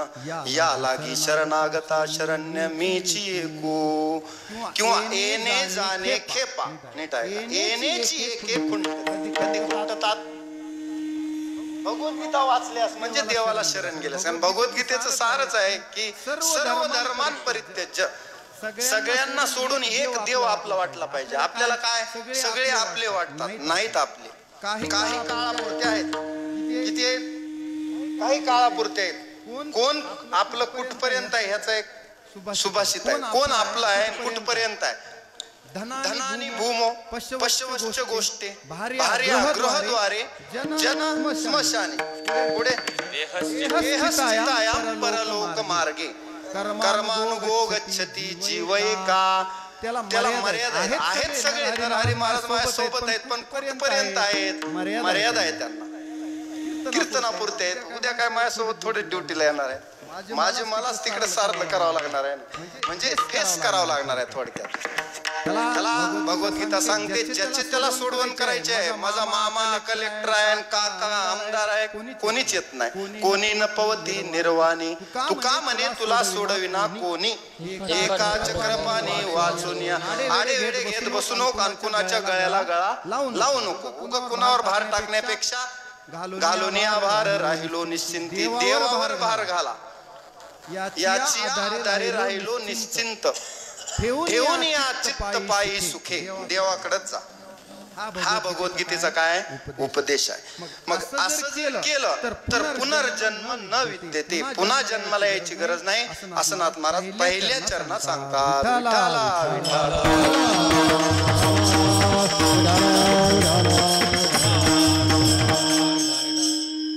पण एक आपला देवा एवढं वाटलं पाहिजे. एवढं त्याचं सार लक्षात घ्या. बाकीचे आपले कामापुरते आहेत. किती आहेत कामापुरते. एक उदाहरण सांगतो नेहमीच म्हणजे तुमच्या लक्षात येईल. जोपर्यंत माणूस वित्त कमावतो काय पैसा कमावतो तोपर्यंत त्याला घरचे सगळे काय करतात. बहीण दादा म्हणते धंदा चालू लागल्यास वा राईट. त्याच्यानंतर बायको पिशवी जड तर बायको गोड. नेहमी म्हणतो मी काहीतरी बाजारातून रिकाम्या हाताने जायला जमत नाही. पिशवीकडे लक्ष लेकरा बाळाचा आहे. म्हणजे यावत वित्तोपार्जन सक्त तावन निज परिवारो रक्त. तोपर्यंत आपल्याला जीवाला जीव लावतात. म्हणजे उसामध्ये रस आहे तोपर्यंत त्याचा रस काढून घेतात आणि चोथा झाला की उकंड्यात टाकून देतात. विठाला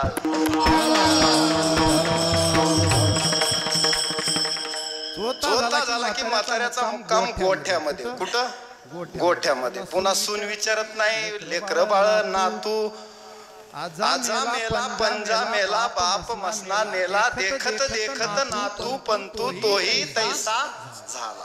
हे कधी कळणार भगवद्गीता वाचल्यास. तात्काळ माणूस काय करतो मग देवाला शरण जातो. अरे इथं धोका आहे डेंजर आहे.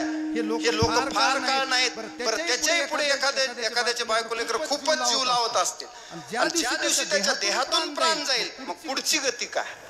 पुढची गती यावत जीव निवसती दे कुशलम तावत पृच्छति घे. तोपर्यंत क्षेम कुशल विचारतात. वा वा वा माऊली कसे आहेत बरे आहे का तब्येत. कधीपर्यंत देहात प्राण आहे तोपर्यंत. एकदा प्राण निघून गेला की उचला म्हणतात. लवकर आटपा लांबच्या पाहुण्याला फोन करा.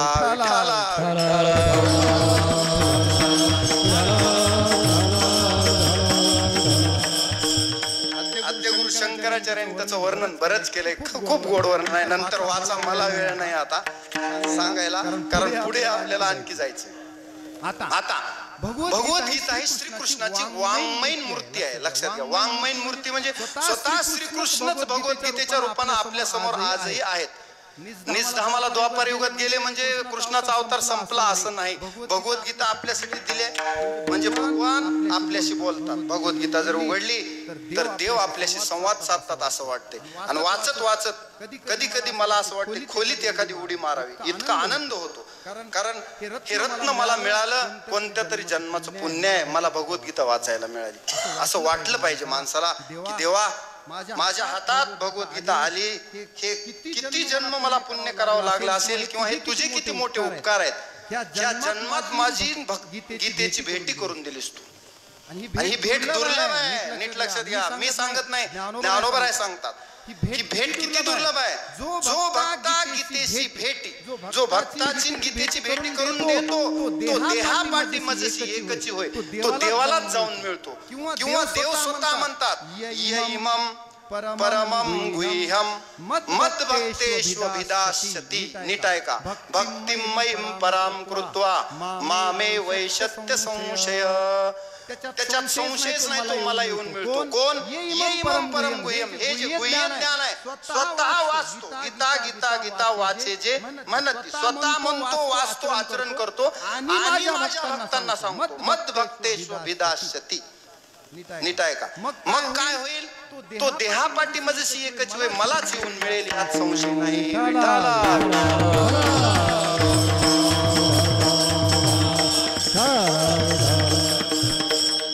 किंवा त्याच 18व्या अध्यायात देव पुढे एक श्लोक वापरतात गीतेच्या शेवटी की जो कोणी भगवद्गीता असं 3 वेळा म्हणेल, वाचेल, दुसऱ्याला समजावून सांगेल, माझ्या भक्तापर्यंत ही गीता घेऊन जाईल, तो एक ज्ञान यज्ञ असेल म्हणले. आणि त्या ज्ञान यज्ञानं मी संतुष्ट होतो. पत्रम पुष्पम फलम तो येणं एवढा संतुष्ट होणार नाही असं नाही. भावना अर्पण केल्यास होईल, पण त्यापेक्षाही माझ्या आवडीचं काम सांगतो म्हणले अर्जुना. मला ज्या कार्याची आवड आहे ती एकच आवडतं कार्य आहे. माझी भगवद्गीता भक्तापर्यंत घेऊन जाणारा जो आहे तो सगळ्यात श्रेष्ठ वाटतो मला. नच तस्मान मनुष्येषु कश्चिन मे प्रियकृतम भवितानच मे तस्माद अन्य प्रियतरो भुवि. मला हे त्रिभुवनात त्याच्याहून प्रिय कोणी नाही. कोणावरून? जो माझी भगवद्गीता भक्तापर्यंत घेऊन जातो त्याच्या एवढा प्रिय मला या त्रिभुवनात कोणी नाही. आदेश्यते च इमं धर्म्यं संवादमावयो अज्ञान यज्ञेन तेनाहं मिष्टशमिति मे मती.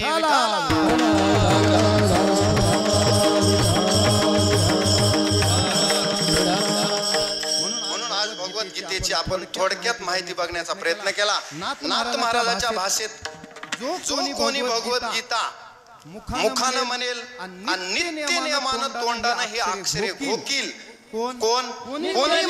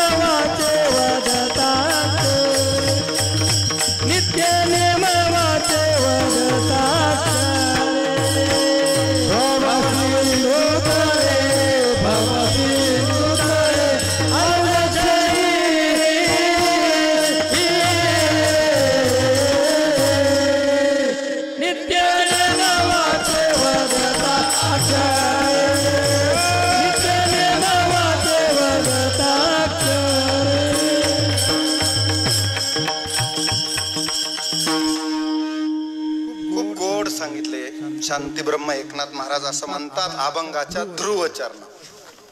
3च चरणाचा अभंग आहे. अभंगच किती आहे? 3 चरणाचा. आपल्याला वाटते 3 चरणाचा आहे पण 3 जन्म पुरेल एवढा त्याच्यात सार आहे. एवढं ज्ञान आहे, एवढं सूक्ष्म आहे. जसं कर्माचा विचार करताना देव सुद्धा म्हणतात कर्मणा गहनो गती. सूक्ष्म आहे कर्माचा विचार, फार सूक्ष्म आहे. मी तर तुम्हाला फक्त संचित प्रारब्ध ते सांगितलं. ते कसं घालवायचं याला पुन्हा एक कीर्तन करावं लागतं. फार सूक्ष्म विचार आहे कर्माचा.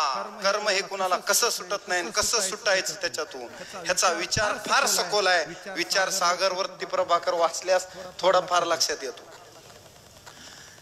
पुढे लक्ष द्या. आपला विषय चालू आहे. नाथ महाराज ध्रुवचरणात म्हणतात की जो कोणी नित्य नेमानं भगवद्गीतेची अक्षरे वाचतो, घोकतो, समजून घेतो त्याचं फळ काय?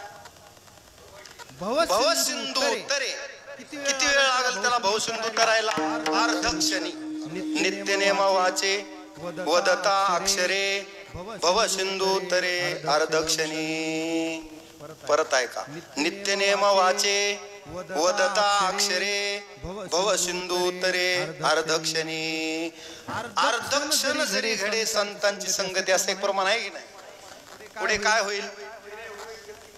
तेने होय शांती महत पापा. तसं अर्ध्या क्षणात म्हणजे त्वरित ताबडतोब नाही. काळ वेळ तया लागी. वेळच नाही त्याला.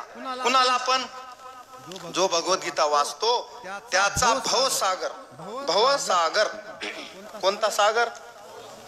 गोदावरी नदी नाही, समुद्र नाही, भवसागर. भवसागर म्हणजे काय? संसार रूपी सागर. भव म्हणजे होणे.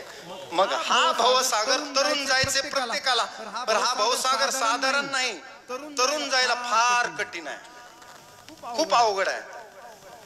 पण समजून त्याचं वर्म जर घेतलं तर सोपं आहे. गीता जेने उपदेशिली ते हे विटेवरी माऊली. कशासाठी सांगालो मी? की आली म्हणून नाही, त्या माऊलीकडे जावं लागतं. कुणाकडं? पंढरपूरला. मग पंढरपूरला गेल्यावर काय? भवसागर करण्यासाठी कुठं जायचंय? गीता जेने उपदेशिली ते हे विटेवरी माऊली.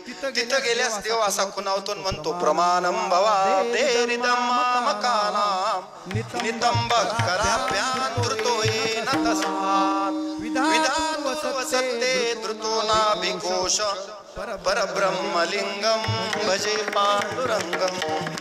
घाबरू नका भवसागराला. कमरे इतकं भवसागर तरता, भवसागर तरता, भवसागर तरता.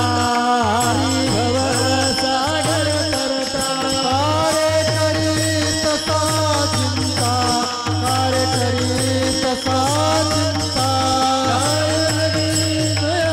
चिंता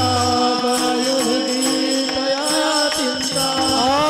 पहिला उभा दाता, पहिला उभा दाता, पहिला उभा दाता, हरी पहिला उभा दाता. कटी कर ठेवणी, कटी कर ठेवणी, कटी कर ठेवणी, कटी कर ठेवणी. त्याचे पायी घाला नीती, त्याचे पायी घाला नीती, त्याचे पायी घाला नीती, त्याचे पायी घाला नीती, त्याचे पायी घाला नीती, त्याचे पायी घाला नीती, त्याचे पायी घाला नीती, त्याचे पायी घाला नीती.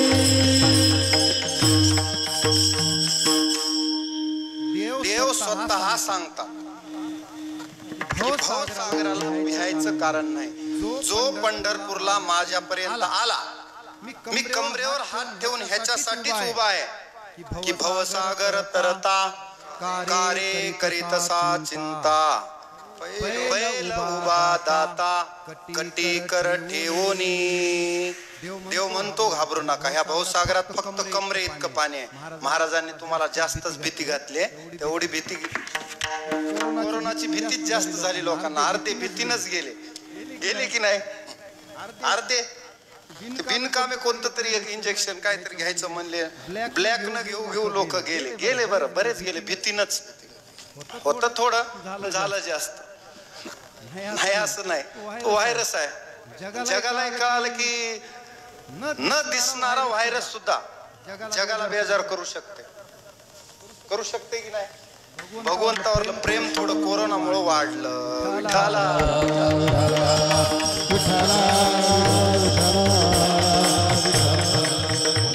जे वाचून आले त्याला वाटलं बरवे झाले आजीवरी.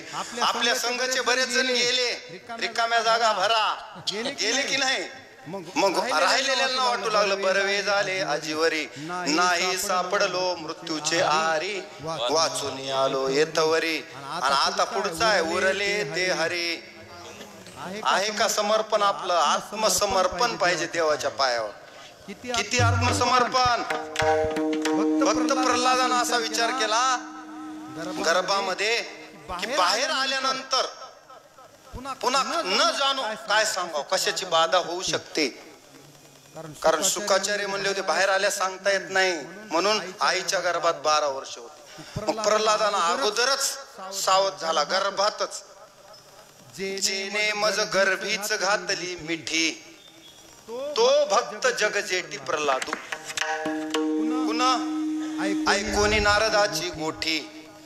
जेने मज गर्भीच घातली मिठी इतक्या तातडीनं पुन्हा नको म्हणले न जाणो पुढे काही बाधा येऊ शकते तो या फाटा बाधिकेचा बाधाच नको म्हणून इतक्या तातडीनं सत्वर उच्चार त्याला म्हणायचं भव सिंधू तरी अर्धक्षणी इतक्या ताबडतोब देवाला जवळ केलं त्याला आपण उग म्हातारपणापर्यंत निदान कोरोनातून वाचून आल्यावर तरी उरले ते हरी आता तरी देवाला मिठी घाला म्हणून ते म्हणले ना कोणतं त्याचं ध्रुवचरण काय म्हणले पहिलं उभा त्याचे पायी घाला मिठी. त्याचे पायी घाला मिठी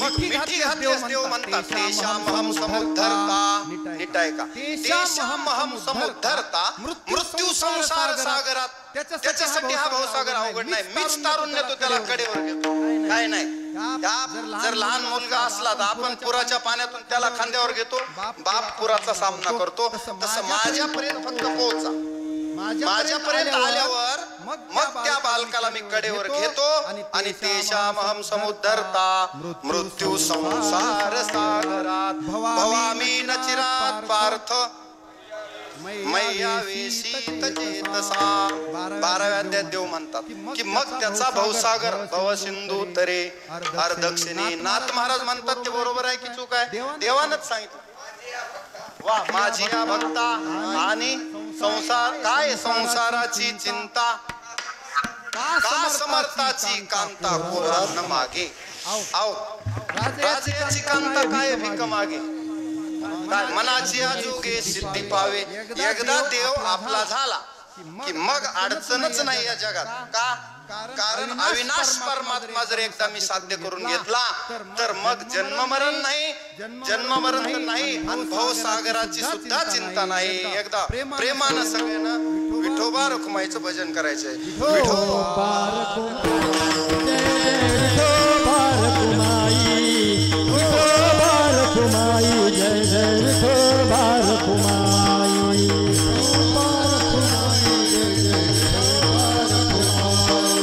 विठोबा रखुमाई जय जय विठोबा रखुमाई विठोबा रखुमाई जय जय विठोबा रखुमाई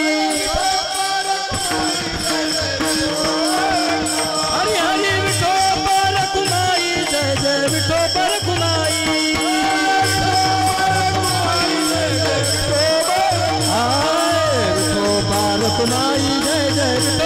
रखुमाई विठोबा रखुमाई जय जय विठोबा रखुमाई विठोबा रखुमाई जय जय विठोबा विठोबा रखुमाई जय जय विठोबा रखुमाई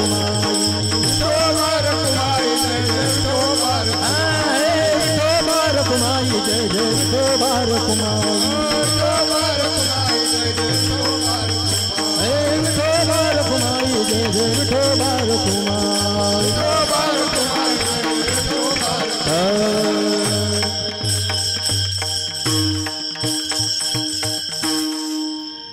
झाला आता उग मुरडन 8 तास फिरवायचे राहिले विठाला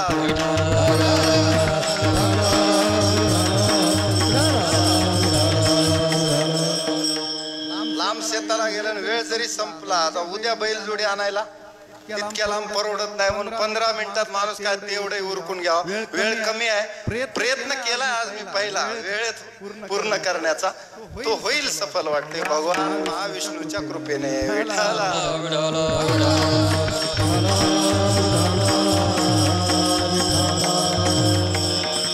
नित्य नेम वाचे वदता अक्षरे भव सिंधू तरे अर्धक्षणी काय सांगितलं नाथ महाराजांनी ध्रुवचरणात नित्य नेम वाचे वदता अक्षरे गीतेची अक्षरे नित्य नेमानं म्हणतो वाचतो समजून घेतो आचरणात आणतो एवढे अर्थ आहेत एवढे कसे आहेत ते सांगायला टाइम नाही कारण ते 3 वेळा म्हणले त्याचा अर्थ काय गीता गीता गीता एकदा म्हणलं तर जमत नाही का ते 3 वेळा त्याच्यासाठी एकदा वाचायला एकदा अर्थ समजून घ्यायला आणि एकदा त्याच्यानुसार जीवनात आचरण करायला कारण यद यद आचरति श्रेष्ठ तत्तदेवेतरो जना सयत प्रमाणम कुरुते लोकस्तदनुवर्तते माझ्या जीवनात गीता उतरली पाहिजे गीतेनुसार माझं जीवन असलं पाहिजे आता भगवद्गीतेनुसार जीवन जगणं म्हणजे काय थोडक्यात एकदा आपल्याला सिद्धांत सांगतो भगवद्गीतेचा हृदय काय की देव आपल्या हृदयात बसलेला आहे. एवढं जरी कळालं तुम्हाला, सर्वस्यचाहम हृदय सन्निविष्टो, प्रत्येकाच्या हृदयात देव बसलेला आहे.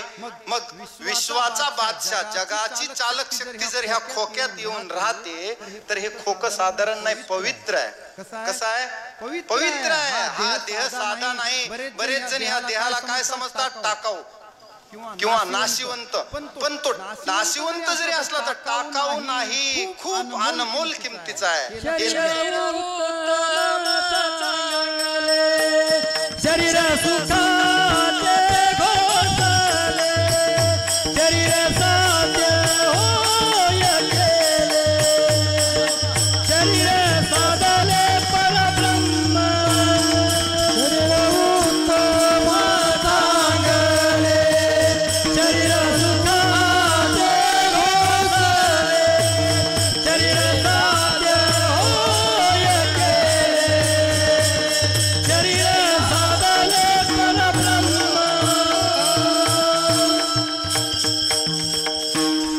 कारण याच शरीरानं परमात्मा साध्य करायचा. काय साध्य करायचा आहे?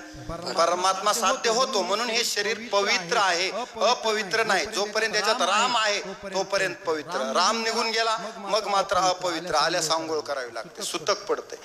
पण जोपर्यंत परमात्मा बसलेला आहे तोपर्यंत पवित्र आहे. आणि त्याला साध्य करण्यास हे साधन आहे, साधन. मग हे साधन चांगलं ठेवलं पाहिजे आणि या साधनाकडून काम करून घेतलं पाहिजे. कोणतं काम? सतत देवाचं भजन. तस्मात् सर्वेषु कालेषु मामनु स्मरयुध्यच. सर्व काळ देवाचं स्मरण केलं पाहिजे, सर्व काळ. तस्मात् सर्वेषु कालेषु. कोणी म्हणेल मी शेताला गेलो, मी इकडे गेलो, तोंड धुऊ लागलो, आंघोळ करू लागलो, तोंडाला काही अडचण आहे का? काहीच मुखाला अडचण नाही. मुखानं नाम चिंतन करा. तुमचं कोणते, बाजारात बसा, भाजी विका, डॉक्टर असेल तर दवाखान्यात जा, शिक्षक असेल अडचण नाही, कुठेही जा, कुठेही फिरा, चिंतन करत राहा. तस्मात् सर्वेषु कालेषु हा सिद्धांत लक्षात ठेवा. मग ज्यानं कोणाला देवाला कधीच विसरला नाही, जो भक्त देवाला विसरत नाही त्याला देव कसा विसरेल? तया पुरुषोत्तम न विसंबे. आता हे चरण गाऊ नका, वेळ कमी आहे. एका जनार्दनी जयाचा हा नेम. नीट आहे का? आता शेवटचं तरी चरण. एका जनार्दनी जयाचा हा नेम, त्याचा फायदा तया पुरुषोत्तम न विसंबे. न विसंबे म्हणजे विसरत नाही. आपल्याला देवाचा विसर पडतो का? देवाला आपला? आपल्यालाच देवाचा विसर. दीपक भाऊन सांगितलं, आपल्यालाच देवाचा विसर पडतो. देवाला आपला पडला जर असता तर मी इथं उभा राहिलो नसतो. चाले हे शरीर, त्याला आपला आणखी विसर पडला नाही. कृपा आहे, तो दयाळू आहे म्हणून आपलं हृदय चालवतो, बीपी बरोबर ठेवतो, शुगर लेवल बरोबर ठेवतो, काही होऊ देत नाही. न पडे गुंता कोठे काय, किंवा काहीच साखळी पडो नेती. म्हणून आपण इथं उभा आहे. त्यांना जरा जी सेटिंग इकडे तिकडे जर केली तर आमचा घसा जातो. तसं त्याच्या हातात आहे. कुटिक तुम्हाला माहिती आहे का? बीपी 80 ने 120च का पाहिजे? कुण पॉइंट फिक्स केला पाहिजे बाबा, पण तेवढाच का पाहिजे? पृथ्वी एवढ्याच अंशात कललेली आहे, जराही जास्त कमी जमत नाही. बाह्य व्यवस्था सगळी कोलबडून जाते. तशी आंतरिक एक व्यवस्था आहे. डॉक्टर ती आतली पोती वाचतात. देवाची पोती आहे मधली. ते ज्याला वाचता आली तोच खरा डॉक्टर म्हणायचा. म्हणून आतमध्ये एक पोती आहे, देव बसलेला आहे, श्वासोश्वास चालतो. लक्ष द्या. तया पुरुषोत्तम न विसंबेचं चिंतन चालू आहे. आपण जर देवाला विसरलो नाही तर देवाची कृपा आहे. तुमच्या रक्तात, देहामध्ये रक्ताभिसरण चालू आहे की नाही? सतत देव अभिषेक करायलाय. पायाच्या अंगठ्यापासून डोक्याच्या मेंदूच्या शिरेपर्यंत रक्त गुरुत्वाकर्षणाच्या विरुद्ध फिरवालाय. आणि हँडल मारायला हे हृदय आहे, पंपिंग करायला. पहिले किर्लोस्करचे इंजिन होते, आम्हाला ते हँडल मारायला लावायचं. बडबड बडबड. एके दिवशी जे हँडल उडालं ते डोक्यात लागलं नाही कुणाच्या, बरं झालं. देवाचे उपकार.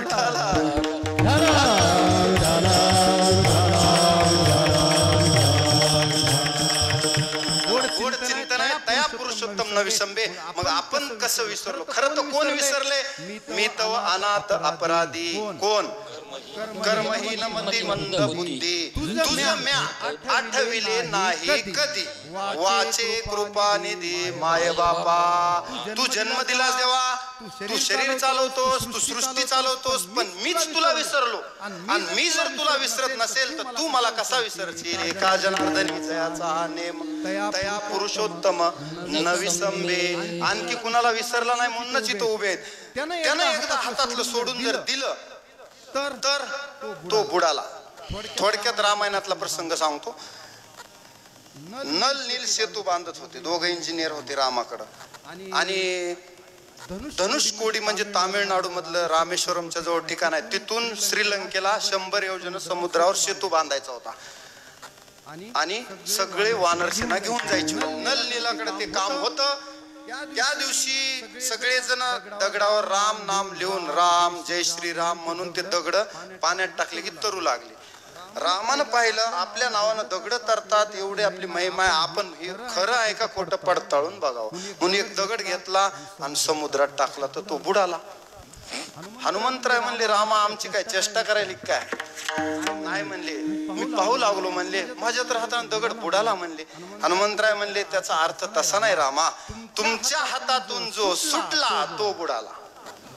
जोपर्यंत तुम्ही तया पुरुषोत्तम न विसंबे, या देहात जोपर्यंत तुम्ही मला असं आदर झेलून धरलेलं आहे, अलगद कडेवर घेतलेलं आहे, माझं शरीर चालवतात, रक्त खाल्लेलं अन्न पचवतात, तोपर्यंत ह्या बालकाचं काहीतरी खरं आहे. तोपर्यंत ह्याची मिजास आहे, मिजास 100 पायऱ्या चढून जातो.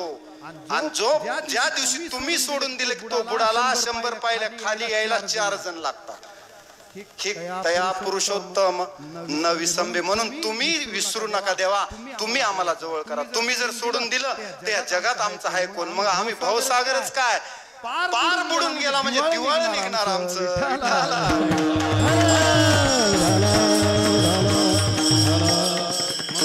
फार अहंकार, फार मिजाज करू नका. रावणाचा अहंकार पूर्णत्वास गेला नाही, आपला जाईल का. धनाचा, वित्ताचा, ज्ञानाचा, कशाचाच गर्व नाही पाहिजे. म्हणून तर गीता वाचायची. अहंकार नाश करणं त्याच्यासाठी कुणाकडे जावं लागेल, गीतेकडे. आता मी समारोप करतो. शेवटचा आहे की गीता वाचायचीच एका गोष्टीसाठी, आपला मोह गेला पाहिजे. अर्जुनाचा गेला का अगोदर बघा. 11व्या अध्यायात एकदा अर्जुन म्हणाला, नाही 11व्या अध्यायात तसं नाही म्हणाला, मोहोयम विगतो मम असं म्हणला 11व्या अध्यायात. तुमचा श्लोक आहे तो 18व्या अध्यायात काय म्हणला. आधी देवानं विचारले त्याला काय. हा बरोबर, मोहोयम विगतो मम म्हणल्यावर 18व्या अध्यायात एकदा देवानं विचारलं झोपलेत का जागे आहेत बघावं. म्हणजे अर्जुनाला समाधी लागली का. म्हणून देव एकदा काय करतात, चाचपणी घेतात.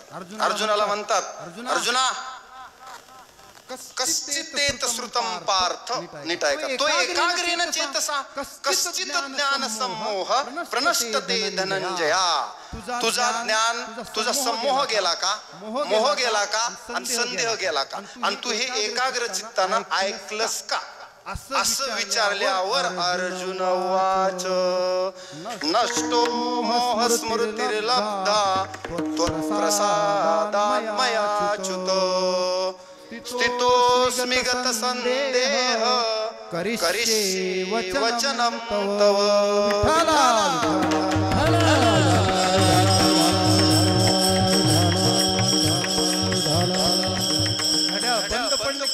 पावणे 11च्या पुढे जाईना झाले. माझं पळालंय ते पळणं झाले.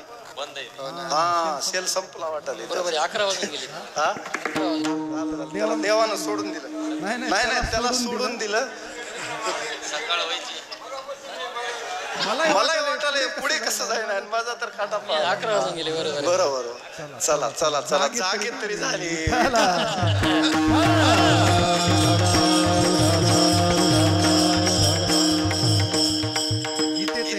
फळच आहे कोणतं की मोह जातो माणसाचा. अर्जुनाचा तो सकुटुंबाची गेला ठावा, आता राहिला नाही. आणि आता मला गीता वाचून माझा संदेह गेला, मोह गेला. शेवटचं वचन आपल्यासाठी महत्वाचं आहे, करिष्ये वचनम तव. आता तूच देवा जे सांगशील काम ते मी करतो. तू आता जर म्हणलास भीष्माला मार, आता मी विचार करणार नाही. ते मोठे आहेत, गुरु कुलामध्ये श्रेष्ठ आहेत, द्रोणाचार्याला मार, माझे गुरु आहेत, आता मी बघणार नाही. तू जसं सांगशील तसं करणार. ह्याला म्हणायचं आत्मसमर्पण. तिथं आता मी बुद्धी लावणार नाही. म्हणून तर ऋषींच्या त्या रुचा आणि आपलं ते रुदन आहे, रुदन रडणं आहे आपलं सगळं. हे नाही ते नाही ते नाही, हे आपलं मरत तो रडणं सरत नाही. अर्जुनाचा तो विषाद, आपलं ते रुदन. आपलं काय आहे? रुदन आहे. देवापुढे जाऊन सुद्धा आपण रडतोच. काय करतो? जाऊन जाऊन काय करतो? रडतो. विषाद आहे अर्जुनाचा जगासाठी. म्हणून अर्जुन साधारण नाही. आणि देव सुद्धा त्याची इच्छा पुरवतात. पुरवी धरावी ती इच्छा. विश्वरूप दर्शन बघायचंय, बघून घे. अरे किती योग्याच्या ध्यानात ध्याताना तुळशी तू आम्हाशी मागे. ऋषी मुनी थक्क झाले. अरे आमचे जन्म गेले, 10 जन्म, तरी सुद्धा आम्हाला कधी देवाचं दर्शन स्वप्नात झालं नाही. अर्जुनाला विश्वरूप दर्शन बघायला मिळालं. एवढं अर्जुनावर प्रेम आहे, देवाचं प्रेम. त्याला म्हणायचं खरा सखा आणि खरा भक्त. विठाला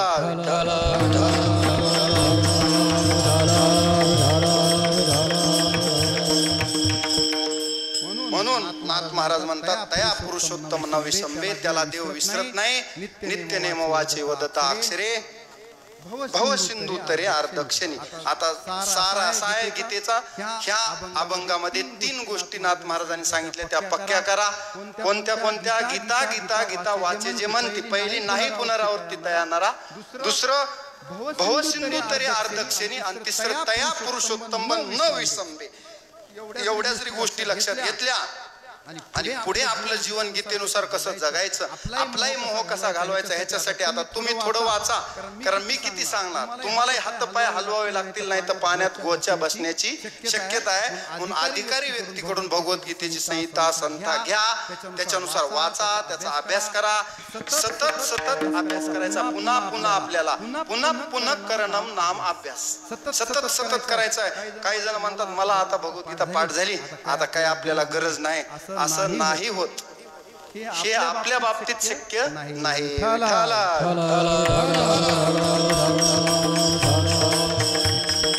आता भगवद्गीता जयंतीला मी ऐकलं, म्हणजे आता माझ्यात फार फरक झाला नाही. स्मशानातून आल्यास माणसं थोडा वेळ हाय हाय हाय हाय म्हणतात, लगेच बायकोला म्हणतात आता ठेव चहा.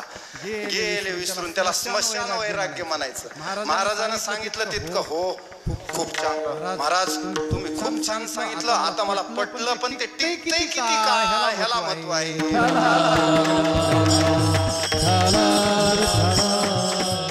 बिरबलाच्या मांजरी सारखं होऊ नये. उंदीर बघितलं म्हणजे विषय आली की इंद्रियाची वृत्तीच आहे बाह्य धावतात. तसं होऊ नये, त्यासाठी प्रयत्न करावे लागतात. हे मन चंचल आहे. चंचलम ही मन कृष्ण प्रमाती बलवत दृढम. तुम्हाला पत्ताही लागू देत नाही. घरी जाऊ चंचलाचा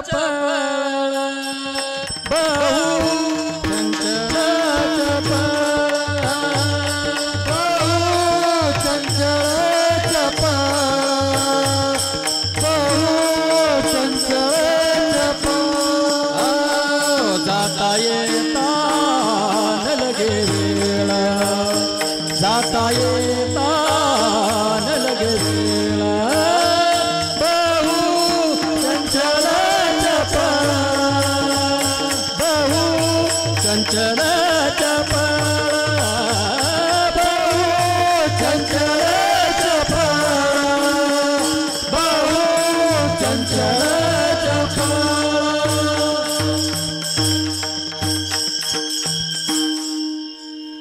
बहु चंचल चपळ. काय मन असं आहे. चंचलम ही मन कृष्ण परमाती बलवत दृढम. तस्याहम निग्रह म्हणणे वायुरी व सुदुष्क्रम. वाऱ्याची मूठ बांधता येईल, पण मनाला आवरणं कठीण आहे. काय काय करीतो या मना, परिणाय के नारायणा. करू नये त्याची करी विवंचना. नेऊ पतना आधरिले. असलं खराब आहे, बदमाश आहे, म्हणजे बिदिस आहे मनी, बदमाश आहे. काय काय करीतो या मना. त्याच्यासाठी देवानं सांगितलं अभ्यासेन तू कौंतेय वैराग्येन च गृह्यति. ह्याला 2 गोष्टी शिकव, अभ्यास करायला आणि वैराग्याचा रंग ह्याला लाव. नेयम नित्य संन्यासी. त्याला काम्यानाम कर्मनाम न्यासम संन्यासम कवयो विदु. अशी वृत्ती मनाची कर, म्हणजे वृत्तीनं संन्यासी, कपड्यानं नाही. मनाला संन्यासी वृत्ती बनवणं. ही वृत्ती तयार झाली तर भक्ती म्हणायचं. तर भक्त हा भक्ती ही कृती नाही, तर वृत्ती आहे. वृत्ती. माझ्या वृत्तीत किती बदल झाला कीर्तन ऐकून. भजनाला येऊन पोथीला जाऊन गीता वाचून महाभारत रामायण माझ्या वृत्तीत जर बदल होत असेल तर मी वर वर वर वर जात आहे ऊर्ध्वगतीला, आणि काहीच बदल होत नसेल तर अधोगतीला जात आहे. की ज्याचे त्यानं ठरवा. विठाला विठाला.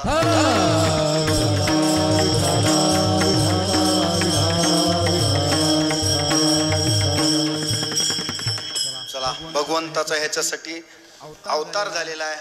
तो आपल्यासाठी भगवान श्रीकृष्णाचा अवतार होता, आणि अवतारातलं महत्वाचं कार्य म्हणजे भगवद्गीता.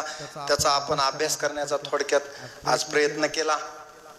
आता मला 18 अध्यायातले विषय बरेच देवाचे आहेत, ते नंतर कधी बघू. प्रत्येक अध्यायात देवाला काय सांगायचंय त्याचा धावता तरी आढावा तुम्हाला. स्थित प्रज्ञाचे लक्षण कोणते, कर्म कसं करायचं, त्याच्यानंतर अवतारवाद काय आहे, देव किती अवताराला येतो, इथं आल्यावर देव कोणते काम करतो, परित्राणाय साधूनाम, आत्मसंयम योग काय आहे, ज्ञान विज्ञान योग काय आहे, अक्षर ब्रह्म काय, अर्जुनाचे प्रश्न काय, त्याच्यानंतर राजविद्या राजगुह्य योग, हे गुह्य ज्ञान देवानं सांगितलं. आवाज थोडा द्या. त्याच्यामध्ये काही आश्वासन दिले भक्ताला. ते आश्वासन आपल्यासाठी आश्वासक आहे. नीट लक्षात घ्या. न मे भक्त प्रणश्यती, माझा भक्त नाश पावत नाही. नाही कल्याण कृत कश्चित दुर्गतीम तात गच्छती, कल्याणकारक कार्य करणारा. हा आता बरोबर आहे. नाम घेणारा, नामधारक कधीच वाया जाणार नाही. हे माझ्याकडून माझं वचन आहे. योगक्षेमम वहाम्यहम्. हे देवाचे काय आहेत आश्वास नाहीत. हे कोणत्या नेत्यानं दिलेले आश्वासन नाहीत. निवडून येईपर्यंत द्यायचे, पुन्हा पूर्ण करायचे नाही असं नाही. मरेपर्यंत आपल्या देहात जोपर्यंत प्राण आहे तोपर्यंत देव ती वचन पूर्ण करण्याचा प्रयत्न करतो. पण आपण त्याच्याशी जोडले गेलो असेल तर आपला त्याचा आवाज ओळखीचा असेल तर. उदाहरण सांगतो, आप्पाला मी 10 वेळा हाका मारल्या, ओ आप्पा, ओ आप्पा. आप्पा जर माझा आवाज आप्पाला ओळखीचा असेल तर आप्पा घरातून लगबगीने बाहेर येतात.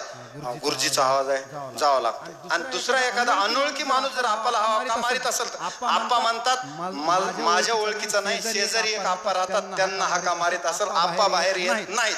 तसं भगवंत माझ्याकडे धावून येत नाही, माझा त्याचा आवाज ओळखीचा नाही. म्हणून सतत जर नामचिंतन केलं तर माझा त्याचा वायफाय काय होते, कनेक्ट होत.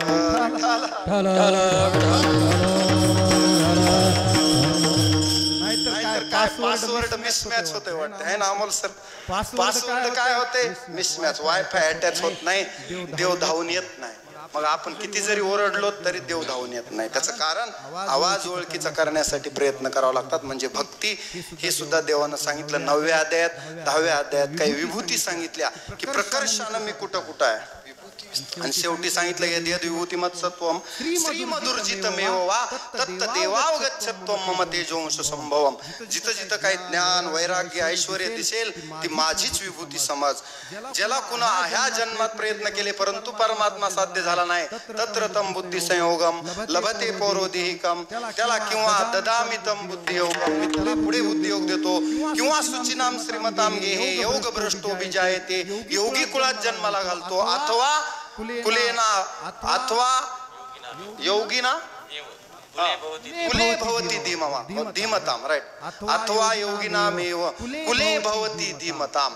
मी त्याला त्या योगी कुळात जन्माला घालतो किंवा पण त्याचा नाश होऊ देत नाही. माझा भक्त आहे आणि तो अधोगतीला गेला असं कधीच होणार नाही. तो परमगतीला माझ्या धामाला येऊन मिळतो. तद्धाम परमम धाम. माझं जे धाम आहे ते कुठं आहे, न तद्भासेते सूर्यो न शशांको न पावक यद गत्वा न निवर्तन्ते तद्धाम परमम मम. त्या माझ्या धामाला मी त्याला घेऊन जातो. त्या भक्ताचा मी नाश होऊ देत नाहीत. हे देवाचे आश्वासन आहेत. 12व्या अध्यायात मग 11व्या अध्यायात विश्वरूप दर्शन, 12व्यात भक्तियोग सांगितला, भक्ताचे लक्षण सांगितले, सगुण भक्ती निर्गुण भक्ती मधले दोन्हीतला अवघड वाटा सोप्या वाटा सांगितल्या. मन एकाग्र कसं करायचं, मै एव मन आदत्सु मै बुद्धिम निवेश. मन बुद्धी देवाला कशी अर्पण करायची ते सुद्धा देवानं सांगितलं. त्याचबरोबर 13व्या अध्यायात क्षेत्रज्ञ विभाग आहे. एक क्षेत्र म्हणजे शरीर, क्षेत्रज्ञम चापि माम विद्ये. याचा क्षेत्रज्ञ म्हणजे परमात्मा. ह्याच्यात काय पेरायचं, अमानित्वम अदंभित्वम अहिंसाम शांतिरार्जवम. हे पेरायचे त्याच्यात गुण ह्या क्षेत्रामध्ये, म्हणजे शेतामध्ये. ह्या शेतात 14व्या अध्यायात गुणत्रय विभाग सांगितले. प्रकाराचे 3 तुका म्हणे केले जन. कोणते कोणते? सत्व रजतम. 15वा अध्याय पुरुषोत्तम योग आहे. पुरुषोत्तम नीट आहे का? तया पुरुषोत्तम न विसंबे. पुरुषोत्तम कुणाला म्हणायचं? 2 पुरुष आहेत. द्वाविमो पुरुषो लोके शरश्चाक्षर एवच. त्याच्यात एक तिसरा पुरुष तो म्हणजे उत्तम पुरुष परमात्मा आहे. उत्तम पुरुषस्त्वन्य परमात्मे उद्युदारुत यो लोकत्रयमा विश्व बिभर्ते वे ईश्वर. हा या ईश्वराला शरण जायचं. 16व्या अध्यायात दैवी लोक कोणते, त्यांचे गुण कोणते? अभयम सत्व संशुद्धीर ज्ञान योग व्यवस्थिती दानम दमस्य यज्ञश्च स्वाध्यायस्थ पारजोमासे गुण. दैवी.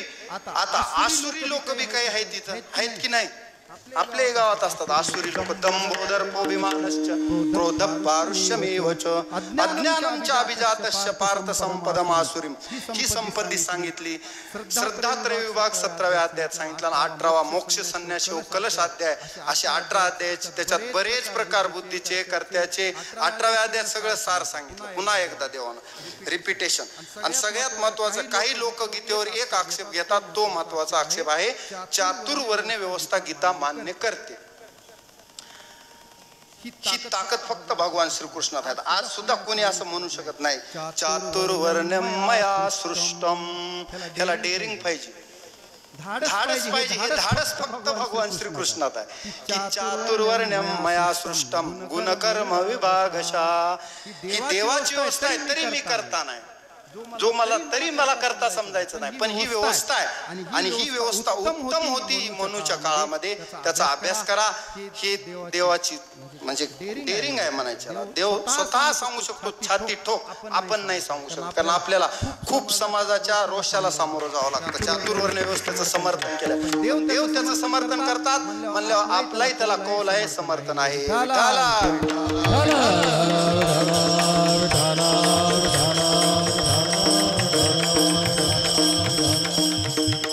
अशी गीता ऐकल्यावर संजय सुद्धा खुश झाला. त्याचा अंगावर रोमांच उभे राहिले. आणि शेवटी तो म्हणतो यत्र योगेश्वर कृष्णो यत्र पार्थो धनुर्धरा तत्र श्रीर्विजयो भूतीर ध्रुवा नेतिर्मतिर् मम. झालेली सेवा महाविष्णूच्या चरणी समर्पित करतो. कुणाचे नाव न घेता सर्वांनी साथ दिली त्याबद्दल सर्वांचे आभार. कारण इथं शेळगाव हे माझ्या प्रेमातलं गाव आहे. मला एक माहिती आहे की इथले श्रोते अभ्यासू आहेत. भगवद्गीता आज पारायण केलेलं किती होते पारायणाला? आज अमोल महाराजांनी पारायण केलं. आमचे यमगर नाना माझ्यासोबत आले, त्यांनी मला वाटते सोमेश्वर मंदिरात पारायण केलं. मी पारायण घरी केलं. तुम्ही इथं किती जणांनी केलं ना? मग तुम्हाला हे नाथ महाराजांचा अभंग सगळ्याला लागू होतो. पारायण करत जा. एक दिवशी केलं, आणखी तुम्हाला वेळ भेटेल तसं करत जा. नित्य जरी नियमानं 2-2 श्लोक 4-4 श्लोक जसं जमेल तसं वाचत जा. खूप संतांची तळमळ आहे. संतांचं जर ऐकलं तर आपण सुद्धा उत्तम गतीला, उत्तमची गती तो एक पावेल. आपण सुद्धा उत्तम गतीला जाल यात शंका नाही. मग आज श्रीमद भगवद्गीता आपल्याला ज्ञानदृष्टीनं समजावी.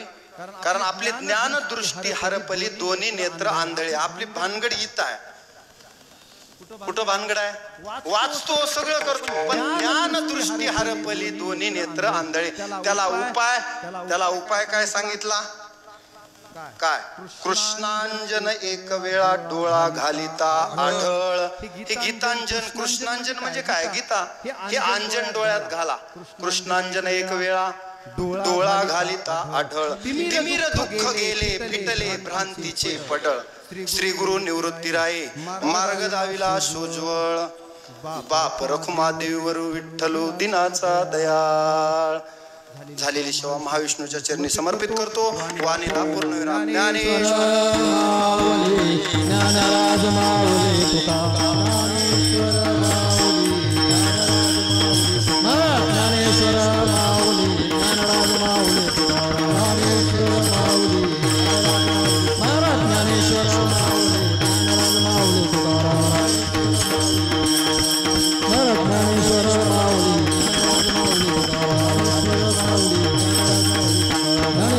Mauli